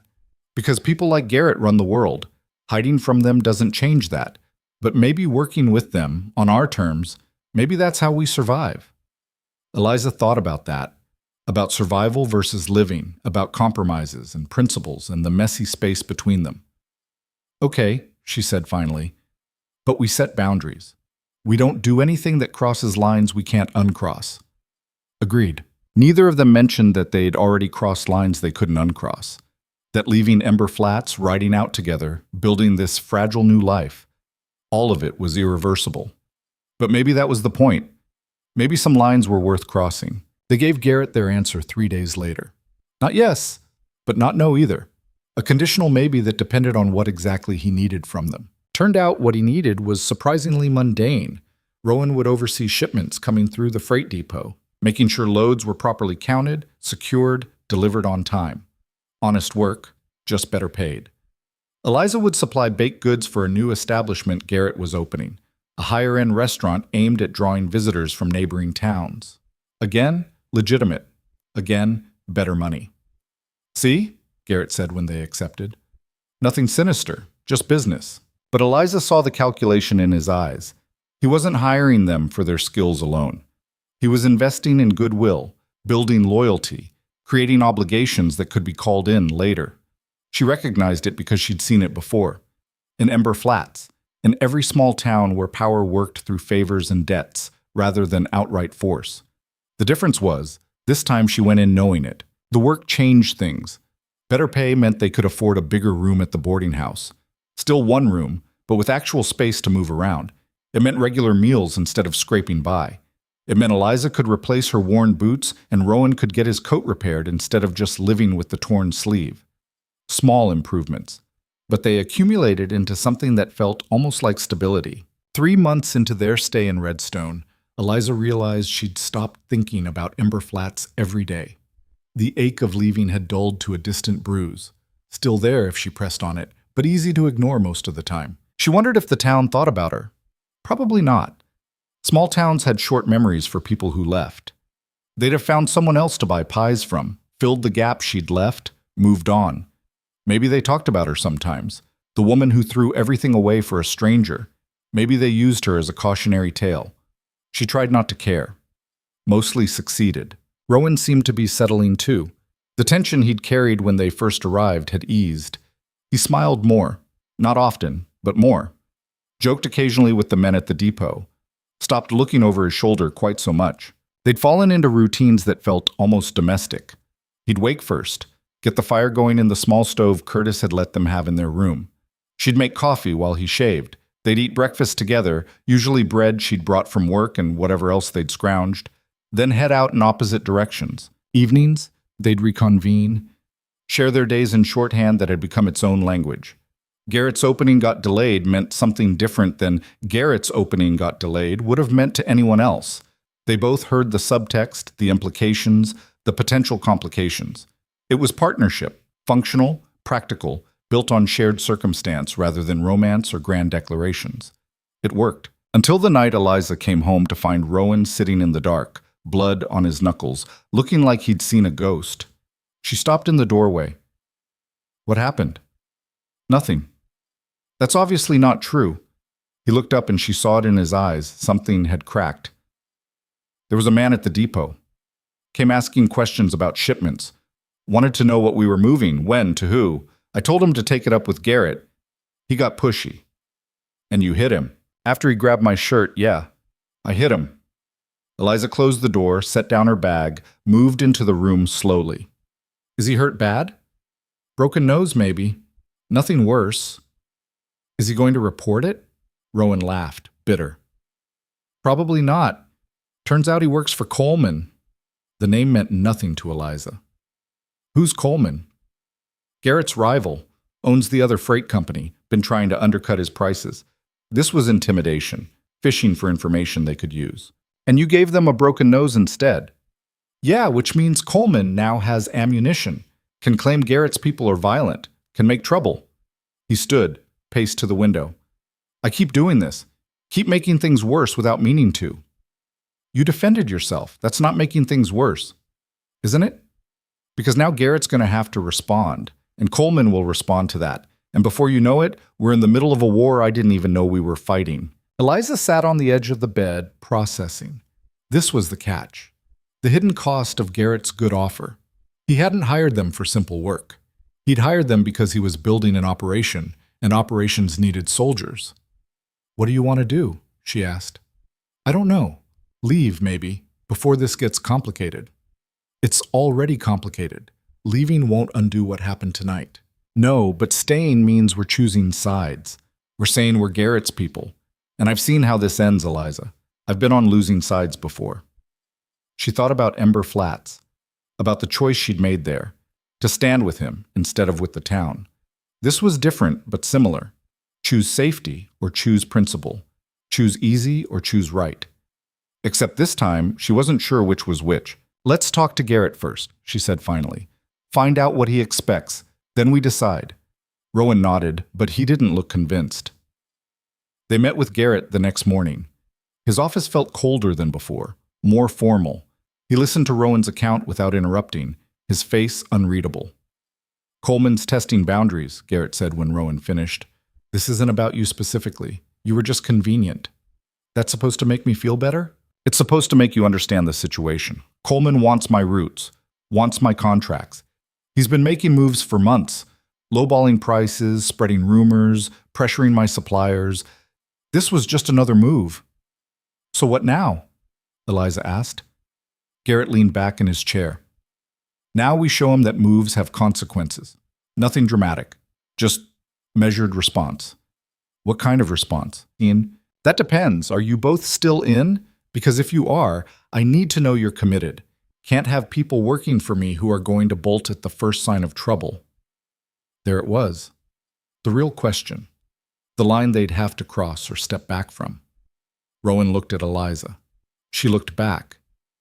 In that moment, they had an entire conversation without words, weighing options, calculating risks, trying to figure out what the smart play was. We're in, Eliza said, surprising herself. But we're not doing anything illegal, and we're not hurting anyone who doesn't deserve it. Garrett smiled. I wouldn't ask you to. I'm a businessman, not a thug. All I need is for you both to keep doing what you're doing. Show up, do good work, be visible. Let Coleman know that his intimidation didn't work. It sounded reasonable, almost too reasonable. That's it? Rowan asked. That's it. For now. They left feeling like they'd agreed to something they didn't fully understand. But they'd agreed, which meant backing out would be harder from here on. The next week was tense. Eliza kept expecting trouble, Coleman's people showing up at the restaurant, confrontations in the street, something. But nothing happened. Life continued as normal, which was somehow more unsettling than drama would have been. She threw herself into work. Garrett's new restaurant was opening in 2 weeks, and she'd committed to providing all the baked goods for the opening night. It meant long hours, early mornings, late nights. She barely saw Rowan except in passing. When she did see him, he looked tired, worn down. The depot work was harder now, not physically, but mentally. Constant vigilance, watching for problems, trying to prevent incidents before they happened. "You need to rest," she told him one evening, finding him hunched over paperwork at their small table. "Can't. Shipment tomorrow is double size, needs to be perfect." "It will be. You're good at this." He looked up and she saw doubt in his eyes. "Am I? Because it feels like I'm one mistake away from everything falling apart." "That's always true. For everyone. You're just more aware of it." "That's not comforting." "Wasn't trying to be comforting. Was trying to be honest." He almost smiled. "You're good at that." "One of my few skills." The moment stretched. They'd been living together for months now, sharing space, building this strange partnership. But there was still distance between them. Careful boundaries neither had tried to cross. Eliza wondered sometimes what would happen if they did cross them, if they stopped being partners in survival and became something more. But the wondering always ran into the same wall. They'd built this on necessity, not choice, on circumstance, not feeling. Changing that foundation seemed dangerous, so she stayed on her side of the invisible line, and he stayed on his. The restaurant opening was a success. Eliza's pies were the highlight. People couldn't stop talking about them. Garrett made a point of introducing her to everyone who mattered, building her reputation, making her visible. She should have been thrilled. This was recognition, respect, the kind of success she'd never had in Ember Flats. Instead, she felt uneasy, like she was being shown off, displayed, turned into an asset rather than a person. "You were incredible tonight," Rowan said when she finally made it home, exhausted and flour-stained. "Thanks." "That's it? Just thanks?" "Eliza, you had people lined up for those pies. Garrett told me 3 different businessmen asked for your name. You could start your own bakery with the connections you made tonight." "Could I? Or would I just be trading one person's control for another's?" He stopped, looked at her properly. "What's wrong?" "I don't know. Maybe nothing. Maybe I'm just tired." She sat heavily on the bed, pulled off her boots. "Or maybe I'm realizing that no matter where we go, there's always someone like Garrett, someone who wants to own you, just in more polite ways. He's not, isn't he? Think about it. He hired us because we were useful, pays us enough to keep us loyal, but not enough to leave. Shows us off when it benefits him. We're assets, Rowan. Well-treated assets, but still." The words hung there, sharp and uncomfortable. Rowan sat in the chair across from her. "So what do you want to do?" "I don't know. That's the problem. I don't know what I want anymore. I wanted to be independent, but that didn't work. I wanted to be part of something, but that feels like giving up control. I wanted—" She stopped, frustrated. "I wanted something I can't even name." "Maybe you wanted to matter, to be seen as more than just what you can provide." The accuracy of it hit her like cold water. "Yeah, maybe that." They sat in silence, both too tired for solutions, too honest for comfort. Finally, Rowan spoke. "I see you, for whatever that's worth. Not as the baker or the asset or whatever Garrett thinks you are. I see you." Eliza felt her throat tighten. "I see you too." It wasn't a declaration, wasn't romance, just 2 people acknowledging that in the middle of all the chaos and compromise and survival, they'd somehow become real to each other. It was enough. For now. The next month brought changes. Garrett expanded his operation. More shipments, more restaurants, more people working for him. Rowan got promoted, shift supervisor, better pay, actual authority. Eliza got her own kitchen space in Garrett's flagship restaurant, complete with 2 assistants. They were succeeding. By any measure, they were doing better than they had any right to expect. But something was off. Eliza felt it in the way Garrett looked at them now. Not as employees, but as investments. in the way he'd casually mention other opportunities, other ways they could help, in the small requests that came more frequently, testing boundaries, seeing how far they'd stretch. It came to a head 3 weeks after the restaurant opening. Garrett called them both to his office. When they arrived, he wasn't alone. 2 men Eliza didn't recognize sat in the corner, well-dressed, watching everything with sharp eyes. "These are business associates from Denver," Garrett said. "They're interested in expanding their operations here. I told them about my best people." The men nodded. One spoke. "We're looking for reliable individuals, people who understand discretion." "Discretion about what?" Rowan asked. "About shipments that need to move quietly, about storage that needs to stay private, about arrangements that benefit everyone involved." Eliza's stomach dropped. This was it. The line they'd said they wouldn't cross. "What exactly are you moving?" she asked. The man smiled. "Nothing illegal, just sensitive. Business materials that competitors would love to intercept. Documents, contracts, the kind of thing that needs protection." "That's all?" Rowan pressed. "That's all."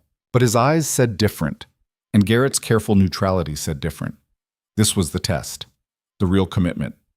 Say yes, and they'd be in deeper than they could easily get out. Say no, and they'd burn bridges they'd spent months building. "We need time to think about it," Eliza said.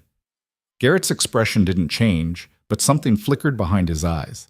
Disappointment, maybe, or calculation. "Of course," he said. "Take all the time you need, but these gentlemen are only in town for 2 more days." Translation: decide fast, or lose the opportunity. They left without committing, walked back through Redstone's evening streets in heavy silence. "That wasn't business materials," Rowan said finally. "No. That was something else, something we don't want to be involved in." "I know." "So we say no." Eliza stopped walking. "Do we? Because saying no means losing everything we've built here. Garrett's not the forgiving type. He'll make things difficult." "Let him. We've survived difficult before." "Have we? Or have we just run from it?" The question hit harder than she intended. Rowan looked at her like she'd slapped him. "That's not fair," he said. "Isn't it? We left Ember Flats because things got hard. Now things are getting hard here, and you want to leave again. When do we stop running? When the thing we're running from is worth staying for, and this," he gestured at the town around them, "this isn't worth compromising ourselves over. You don't know that. You don't know what they're really asking." "I know enough. I know that men who talk about discretion and sensitive materials are talking about something they don't want seen in daylight. And I'm done being part of things that only work in shadows." They made it back to their room still arguing. Not yelling, they never yelled, but the tension was thick enough to choke on. "I'm not saying we should say yes," Eliza tried to explain. "I'm saying we should find out more before we decide." "Why? What could they possibly tell us that would make it okay?" "I don't know. But I'm tired of making decisions based on assumptions and fear. I want facts. I want to actually know what we're saying no to." "You want to feel less guilty about walking away from money." "That's not—" She stopped, because maybe it was.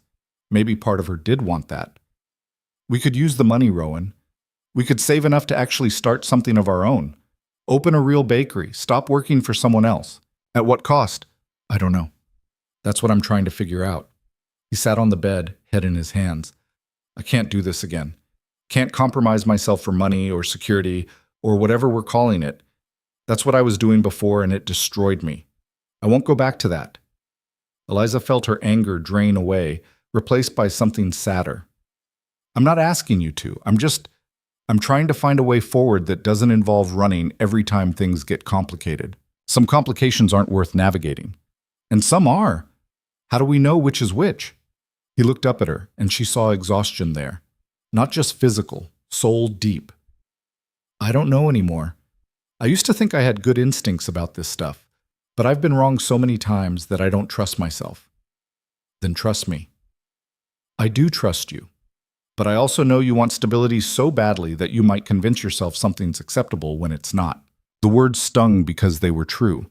Eliza did want stability, wanted it desperately, wanted to stop feeling like her life was built on sand, ready to shift at any moment. "So what do?" she asked quietly. "We tell them no, we walk away, we figure out something else. And if there is no something else, then we leave Redstone. Start over somewhere new. Again. Again.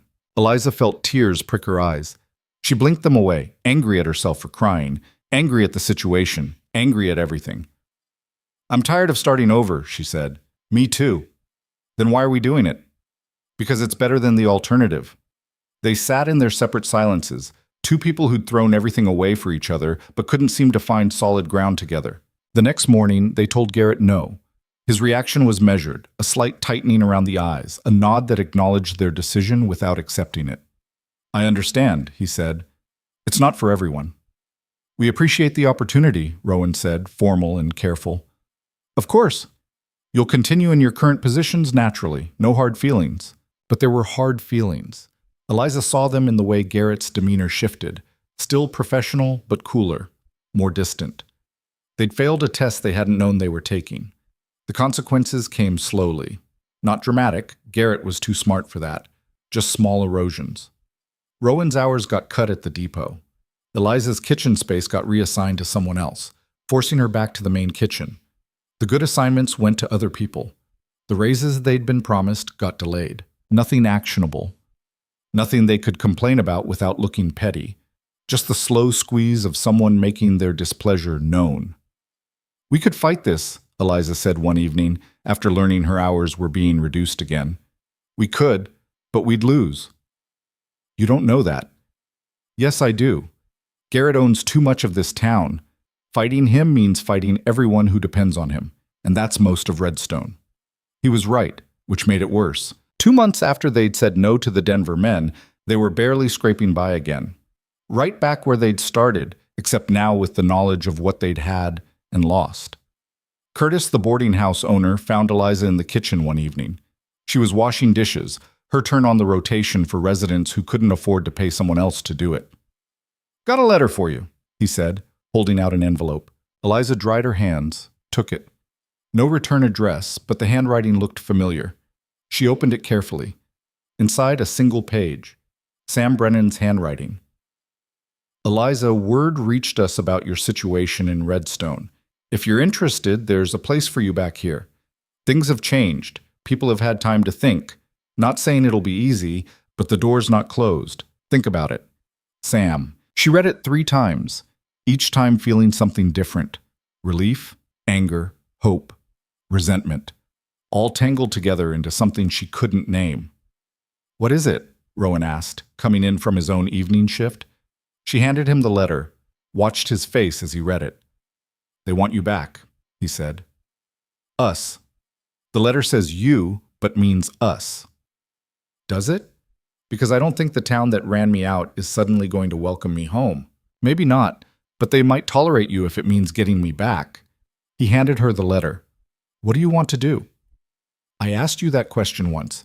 You said we leave, start over. Now I'm asking again. What do you want? Rowan was quiet for a long time. When he spoke, his voice was rough. I want to stop running. Want to find a place where we're not just surviving, but actually living. Where we matter because of who we are, not what we provide. Where we're not constantly looking over our shoulders or testing boundaries or wondering when the other shoe will drop. That place doesn't exist. Then maybe we create it. Maybe we go back to Ember Flats and make them see us different. Make them understand that we're not problems to solve or mistakes to correct. We're just people trying to build something. You think they'll listen? I think if we don't try, we'll regret it. Eliza looked at the letter again. At Sam's careful words, his tentative invitation. It wasn't much, but it was something. Okay, she said. We go back. You sure? No. But I'm sure I can't keep doing this. Can't keep starting over in new places, hoping the next town will be different. If we're going to make something work, might as well be somewhere we already know the complications. Rowan moved closer. Close enough that she could feel the warmth of him, smell the familiar scent of work and dust and exhaustion that clung to both of them. Whatever happens, he said, we face it together. Not me protecting you or you defending me. Together. Together, she agreed. They gave their notice to Garrett, to Curtis, to the restaurant, packed their belongings, more now than when they'd arrived, but still fitting into 2 bags, settled their debts, and said their goodbyes. Redstone had been good to them, then hard on them, then impossible. But they'd survived it, learned from it, come out different than they went in. On their last morning, they walked through town one final time, saw the places they'd worked, the spots they'd found, the life they'd almost built. Any regrets? Rowan asked. Dozens. You? Same. But you'd do it again? He thought about that. Yeah, I would, because it taught me something. What's that? That running doesn't solve anything. It just moves the problems around. Real change happens when you stop moving and start building. They mounted the horse.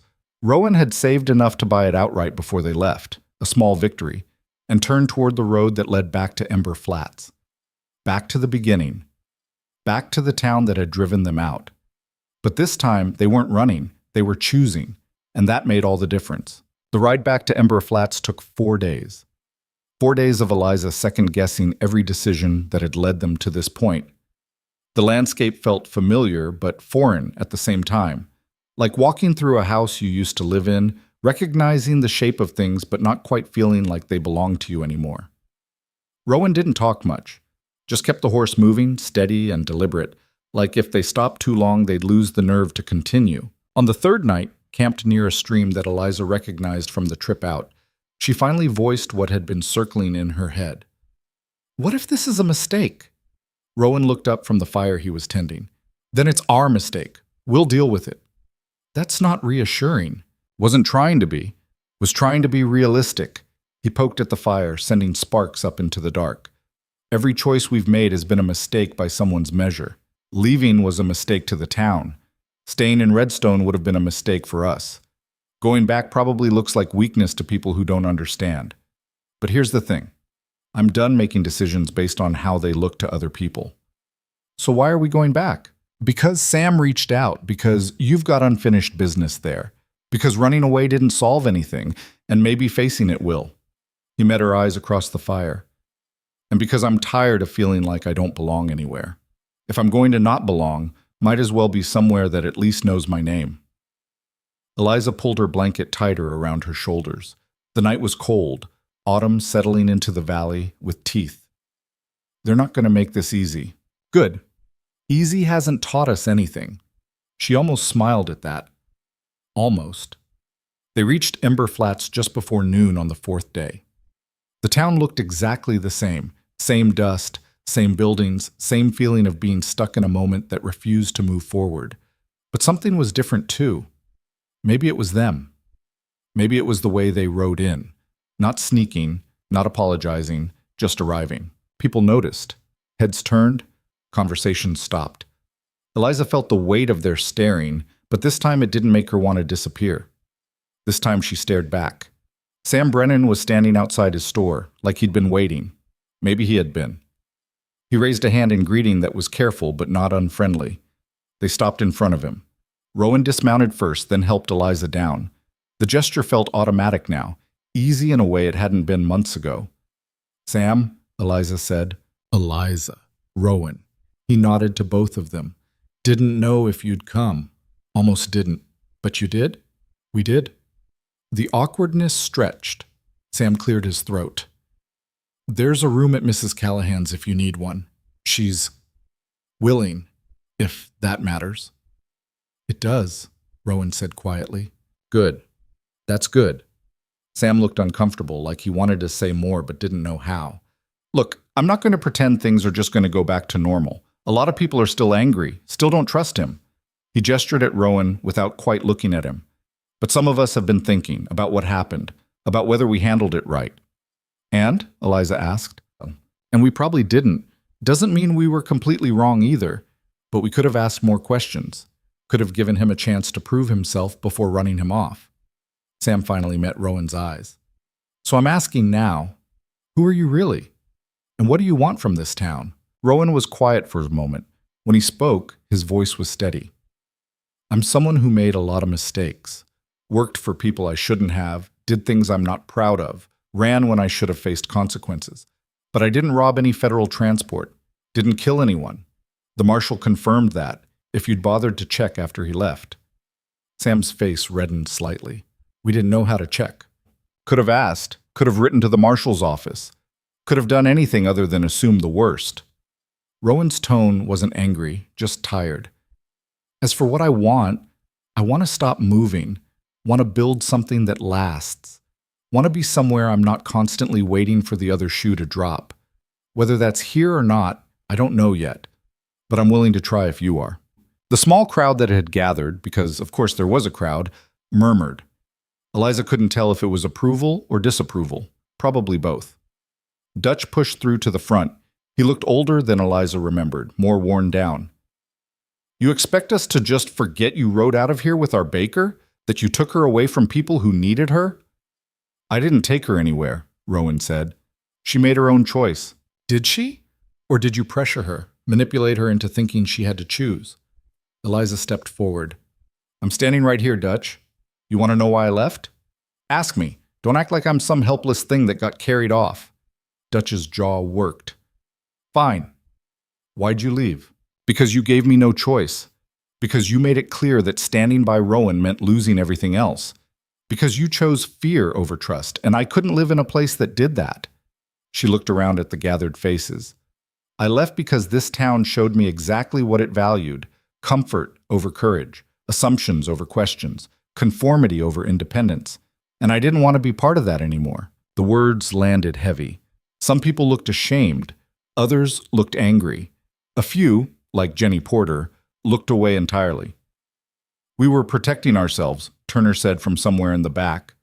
Protecting our own. Were you? Or were you protecting your right to not have your opinions challenged? Eliza felt heat rising in her chest. You didn't protect me when you ran him off. You just made it clear that my choices only mattered if they aligned with yours. That's not fair, isn't it? Tell me, Turner, did anyone ask me what I wanted? Did anyone try to understand why I was defending him? Or did you just assume I was being foolish and needed to be saved from myself? Silence, long and uncomfortable. Mrs. Callahan stepped forward. She looked at Eliza, then at Rowan, then back to Eliza. I owe you an apology, both of you. I let fear make me unkind. That's not who I want to be. It's who we all were, Sam said quietly. Fear makes people small, makes them mean. We were scared of change, scared of the unknown, scared of being wrong. So we circled the wagons and forced out anything that didn't fit. He looked at Rowan directly. I'm sorry for my part in that. Rowan nodded, accepting it without pretending it fixed everything. Others started to speak then. Some apologizing, some still defensive, some just wanting to understand what happened in the months they'd been gone. The crowd became a conversation, became something almost like reconciliation. Almost. Because Dutch wouldn't let it go. This is all fine words, he said, louder now, but words don't rebuild trust. He still hasn't proven he's worth trusting. What would prove it? Rowan asked. What do I need to do? I don't know, but until I see it, I'm not convinced. Fair enough. The response surprised Dutch. Surprised everyone, really. Rowan wasn't arguing, wasn't trying to force acceptance, just acknowledging the reality and moving on. The crowd dispersed slowly. Some people nodded to Eliza as they passed. A few even nodded to Rowan. Progress, maybe. Or just politeness. Hard to tell. Mrs. Callahan showed them to a room, bigger than the one they'd had in Redstone, with 2 actual beds.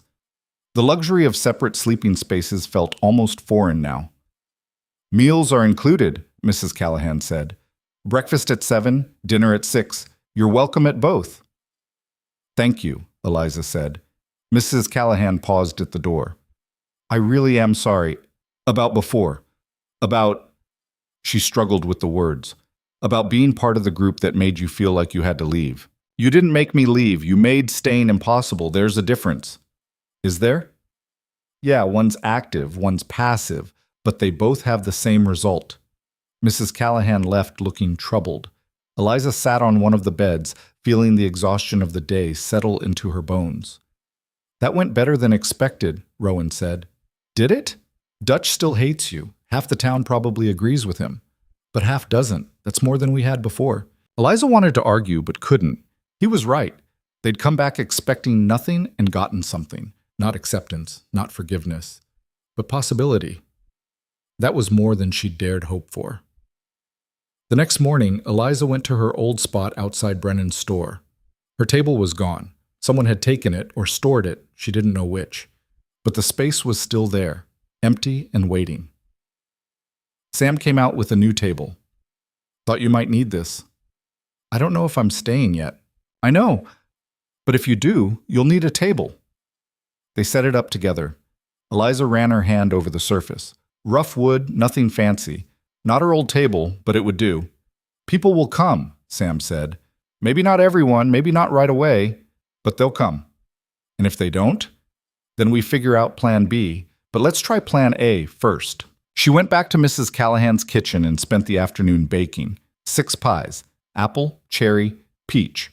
The familiar motions felt strange after months of doing different work in different kitchens, but her hands remembered, even if her heart wasn't quite sure yet. The next morning, she set up the pies on the table and waited. For the first hour, nobody came. Just people passing by, looking, not stopping. Eliza felt the old familiar fear rising, that she'd made another mistake, that coming back was as stupid as leaving had been. Then old Tom appeared, looked at the pies, looked at her, didn't say anything, just pointed at the peach pie. $1.25, Eliza said, her voice rough from disuse. He paid exact change, took the pie, nodded once, and left. It wasn't much, but it was something. By noon, she'd sold 3 pies. By evening, 5. The 6th she brought home and shared with Rowan, sitting at the small table in their room. First day back, he said. How was it? Weird, hard, but not impossible. That's something. Yeah, that's something. The days settled into a pattern. Eliza baked and sold pies. Rowan found work at the lumber mill. Not ideal, but honest. People slowly, cautiously began to acknowledge them. Not welcoming exactly, but not hostile either. A middle ground that felt fragile but real. Dutch remained the holdout. Wouldn't buy from Eliza, wouldn't work with Rowan, made his disapproval known in small ways that added up. Eliza tried not to let it bother her, mostly failed. 3 weeks after their return, a wagon broke down in the street. Not unusual, wagons broke down all the time, but this one was blocking the intersection, loaded with lumber, the wheel completely shattered. The driver stood there looking helpless. People gathered to watch, to complain, but nobody moved to help. Eliza recognized the pattern, everyone waiting for someone else to take the first step. Rowan stepped into the street. He assessed the damage, called out to a few men standing nearby. Need 4 people. We can lift it, get the wheel off, drag it out of the way. Nobody moved. The watching continued. Come on, Rowan said, his voice level but firm. Standing around won't fix it. Need hands. Still nothing. The town watching, testing, waiting to see what he'd do when faced with their collective resistance. Then Dutch moved, pushed through the crowd, walked up to the wagon, didn't look at Rowan, just positioned himself at the corner. Where do you want me? Rowan's surprise flickered across his face for just a second. There's good. Sam, you in? Sam stepped forward, then Billy Watts, looking eager to help, then Turner, reluctantly, but there. Together, they lifted. Shifted the wagon enough to get the broken wheel off, dragged the whole thing to the side of the street. It took 20 minutes of sweating and coordinating and actual teamwork. When it was done, Dutch finally looked at Rowan. Don't expect this to happen every time. Wouldn't dream of it.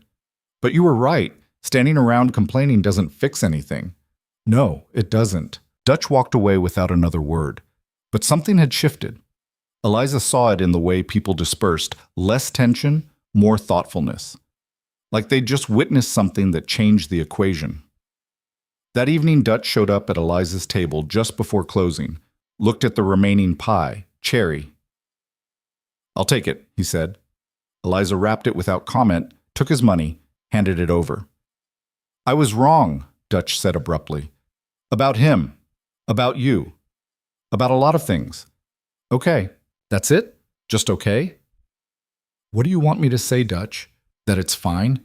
It's not fine. You made my life hell. You made his life hell. You drove us out of town based on fear and stubbornness. She looked at him directly. But you also just helped him when you didn't have to, so I don't know what that means yet. Give me time to figure it out. He nodded, looking uncomfortable. Fair enough. He left with his pie. Eliza packed up her table feeling like another piece had clicked into place. Not completion. They were far from that. But progress. The real test came a month later. A fire started in the boarding house kitchen. Not Mrs. Callahan's fault. A lamp got knocked over, caught the curtains, spread faster than anyone expected. By the time people realized what was happening, the whole back section was going up. Rowan was walking past when he smelled smoke. Didn't hesitate. Ran inside while others were still figuring out what to do. Mrs. Callahan was on the second floor, trapped by flames blocking the main staircase. Rowan found the back stairs, made it up through smoke that was already choking, found her huddled in a corner of her bedroom. "Can you walk?" he shouted over the roar of the fire. "I think so." He got her up, got her moving. The back stairs were engulfed now, no way down that way. The window was their only option. "I can't jump from here," Mrs. Callahan said, looking at the two-story drop. "You won't have to." Rowan tore down the curtains, knotted them together with the bed sheets, tied one end to the bed frame. It wasn't much, wasn't safe, but it was something. "Climb down as far as you can," he told her. "Then drop. People will catch you." "What about you? I'll be right behind you. Go." She went. Eliza, watching from below, saw Mrs. Callahan appear at the window, saw the makeshift rope, saw her climb down with shaking hands. When she dropped the last 6 feet, Dutch and Sam caught her. Then Rowan appeared, started his own descent. The rope broke halfway down. He fell hard, hit the ground with a sound that made Eliza's stomach drop. For a terrible moment, he just lay there, not moving. Then he groaned, rolled to his side, started pushing himself up. "Stay down," Dutch ordered, kneeling beside him. "You might have broken something." "I'm fine." "You're not fine. You just fell 12 feet. 12 feet is nothing. I'm fine." He wasn't fine. His left arm hung wrong, and he was bleeding from somewhere. But he was alive. Mrs. Callahan was alive. And the fire department, such as it was, had arrived and was getting the fire under control. Doc Perry confirmed what Dutch had suspected. Broken arm, broken rib, concussion. Rowan was ordered to bed rest for 2 weeks minimum. He lasted 3 days before trying to go back to work. "Absolutely not," Eliza said, blocking the door of their room. "I'm fine." "You have a concussion and a broken arm. You are definitionally not fine." "I can work one-handed." "Rowan, stop." He stopped, looked at her with frustration and something else, fear, maybe. "I can't just sit here, can't be useless." "You're not useless. You saved Mrs. Callahan's life. That's one thing, one moment, doesn't balance out all the what? All the times you helped people, fixed things, showed up when nobody else would?" She moved closer. "You don't have to keep proving yourself. You've already proven enough." "Have I? Because it feels like I'm still waiting for someone to tell me I'm allowed to stay." "Then let me tell you, you're allowed to stay. Not because you earned it through some grand gesture, just because you're here. Because you keep choosing to be here. That's enough." He looked at her for a long moment. Then something in his face relaxed, just slightly. "Okay, okay, okay. I'll rest, but only because you're threatening to tie me to the bed." "I would absolutely do that." "I know. That's why it's working." The 2 weeks of forced rest gave them time they hadn't had since arriving. Time to talk without exhaustion clouding everything. Time to actually figure out what they were building together. "What do you want?" Rowan asked one evening while Eliza was reading and he was pretending not to be bored out of his mind. "Right now, for you to heal properly so I don't have to keep playing warden." "I mean long term. What do you actually want from life?" She set down her book. "I don't know. I thought I wanted stability, but that turned out to be code for stagnation. Then I thought I wanted independence, but that just meant isolation. Now I think maybe I want connection, purpose, belonging." She looked at him. "What about you?" "Same, probably, but also," he struggled with the words. "I want to stop carrying everything I've done wrong, like it's the only thing that defines me. Want to be someone who made mistakes, but isn't just his mistakes." "You already are." "Am I? Because sometimes I look at myself and that's still all I see." "Then stop looking at yourself through your own eyes. Look through mine." "And what do you see?" "I see someone who bought every pie I had just to feel connected to something steady. Someone who helped people without being asked. Someone who ran into a burning building to save someone he barely knew. Someone who's trying every day to be better than he was. She held his gaze. That's what I see. He was quiet for a long time. When he spoke, his voice was rough. Thank you. For what? For seeing me when I couldn't see myself.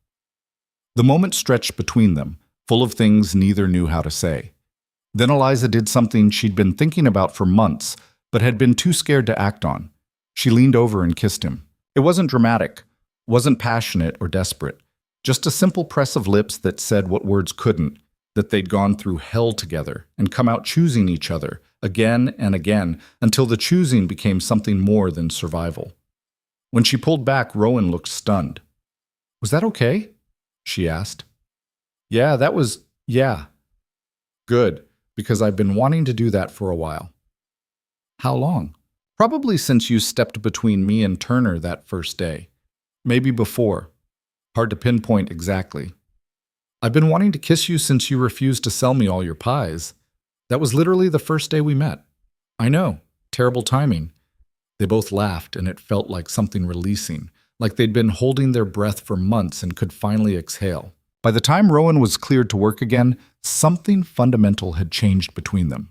Not just the acknowledgement of feelings, though that was part of it, but a deeper settling, an understanding that they were building something together, not just surviving side by side. Eliza's pie business was thriving now. She'd expanded to breads and pastries, hired an assistant, young Sarah Morrison, who needed work and had good hands.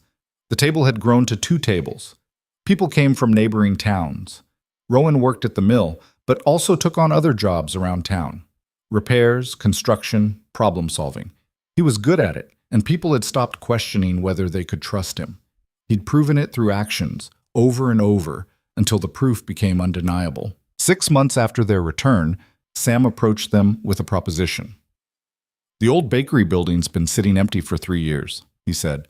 Owner moved on, never sold it, but I know him, could arrange for you to buy it. Reasonable price. Eliza felt her heart skip. A real bakery? A real bakery. You're already running one out of tables on the street. Might as well have walls and an oven that doesn't require hauling everything daily. She looked at Rowan. He looked back. We'd need a loan, she said. I can help with that. Your business is solid. You're a good risk. It took 2 months to arrange everything. 2 months of paperwork and negotiations and planning. 2 months of Eliza letting herself imagine a future that looked like staying, like roots, like home. The bakery opened on a cold morning in late autumn. Eliza stood behind the counter in a space that was actually hers, looking at shelves she'd built and an oven she'd chosen, and windows that let in light that felt like possibility. Rowan had helped with everything, the repairs, the painting, the heavy lifting, had insisted on it, even when she said he'd done enough. It's not just your bakery, he'd said. It's ours, our life, our choice to stay. The first customer was old Tom. He looked around approvingly, then ordered his usual peach pie. Looks good, he said. Thanks, Tom. Glad you came back. Town's better with you in it. It was the most he'd said to her in 17 years. Eliza felt tears prick her eyes. The day was steady. Not overwhelming, but solid. People came. People bought. People stayed to talk, to catch up, to be part of something that felt like community instead of just coexistence. That evening, after closing, Eliza and Rowan stood in the empty bakery, looking at what they'd built. We did it, she said. We did. I thought we'd be running forever. So did I. What changed? Rowan thought about that. I think we stopped running from things and started running toward them, toward each other, toward the possibility of belonging, toward the idea that maybe we deserved a place to call home. Do we deserve it? I don't know, but we're here anyway, and that's enough. Eliza leaned into him, felt his arm come around her shoulders. Through the window, she could see Ember Flats settling into evening, lights coming on, people heading home, the town doing what towns do. It wasn't perfect. There were still people who didn't trust them, still moments that were hard, still days when she wondered if they'd made the right choice. But they'd stopped running, stopped trying to find a perfect place, and started making this place work. And in the making, in the staying, in the daily choice to keep building, they'd found what they were looking for. Not control, not certainty, not a life without complications, just a place worth staying for, and someone worth staying with. That, Eliza had learned, was enough. More than enough. It was everything. The bakery became a fixture. Seasons changed. The business grew. Rowan expanded his work, became the person people called when things needed fixing, not just physical things, but problems that required thought and care. They got married the following spring. Nothing fancy, just a simple ceremony with Sam officiating and half the town in attendance. Dutch gave Eliza away, which felt right in a strange full-circle way. Mrs. Callahan baked the cake, insisting it was the least she could do. Their life settled into the kind of comfortable routine that once would have felt like stagnation, but now felt like peace. They'd learned the difference between standing still out of fear and standing still out of choice. Some nights, lying in bed in the room above the bakery that had become their home, Eliza would think about the day Rowan first rode into town. How scared she'd been. How certain that his arrival meant trouble. She'd been right about the trouble, just wrong about what it meant, because the trouble had cracked her open, made her question everything she thought she knew about safety and belonging and what it meant to build a life. And in that cracking, in that questioning, she'd found something she didn't know she was missing. She'd found herself. The version that made choices instead of accepting circumstances. The version that fought for what mattered instead of just surviving. The version that believed she deserved more than just going through motions. And she'd found him. This complicated, damaged, trying man who'd been running so long he'd forgotten what it felt like to stop. Who'd offered her everything he had, which wasn't much, and then worked every day to make it enough. They weren't perfect. They fought sometimes, made mistakes, had days when old fears resurfaced and they had to consciously choose each other all over again. But that was the secret, Eliza had learned. Love wasn't about finding someone who made everything easy. It was about finding someone worth doing the hard work with. Someone who saw your worst and chose you anyway. Someone who you saw at their worst and couldn't imagine choosing anyone else. Rowan had been a stranger with unfinished business, had become a complication she couldn't solve, had transformed into a partner she couldn't imagine living without. And Ember Flats, the town that had felt like a prison, then a betrayal, then a place she'd left behind, had become home. Not because it was perfect, but because they'd made it theirs through staying, through building, through refusing to let fear dictate their lives. Years later, when people asked about their story, they'd tell different versions. Sometimes it was about pies and persistence. Sometimes about running and returning. Sometimes just about two people who found each other when neither was looking. But the truth was simpler and more complicated than any single telling. It was about learning that belonging isn't something you find. It's something you create through showing up, day after day. Choosing connection over isolation, courage over comfort, hope over certainty. It was about discovering that home isn't a place that accepts you unconditionally. It's a place you fight for until it becomes yours. A place you make better by being in it. A place that makes you better by demanding you rise to meet it. And it was about understanding that the best things in life don't come from control or planning or running away from complications.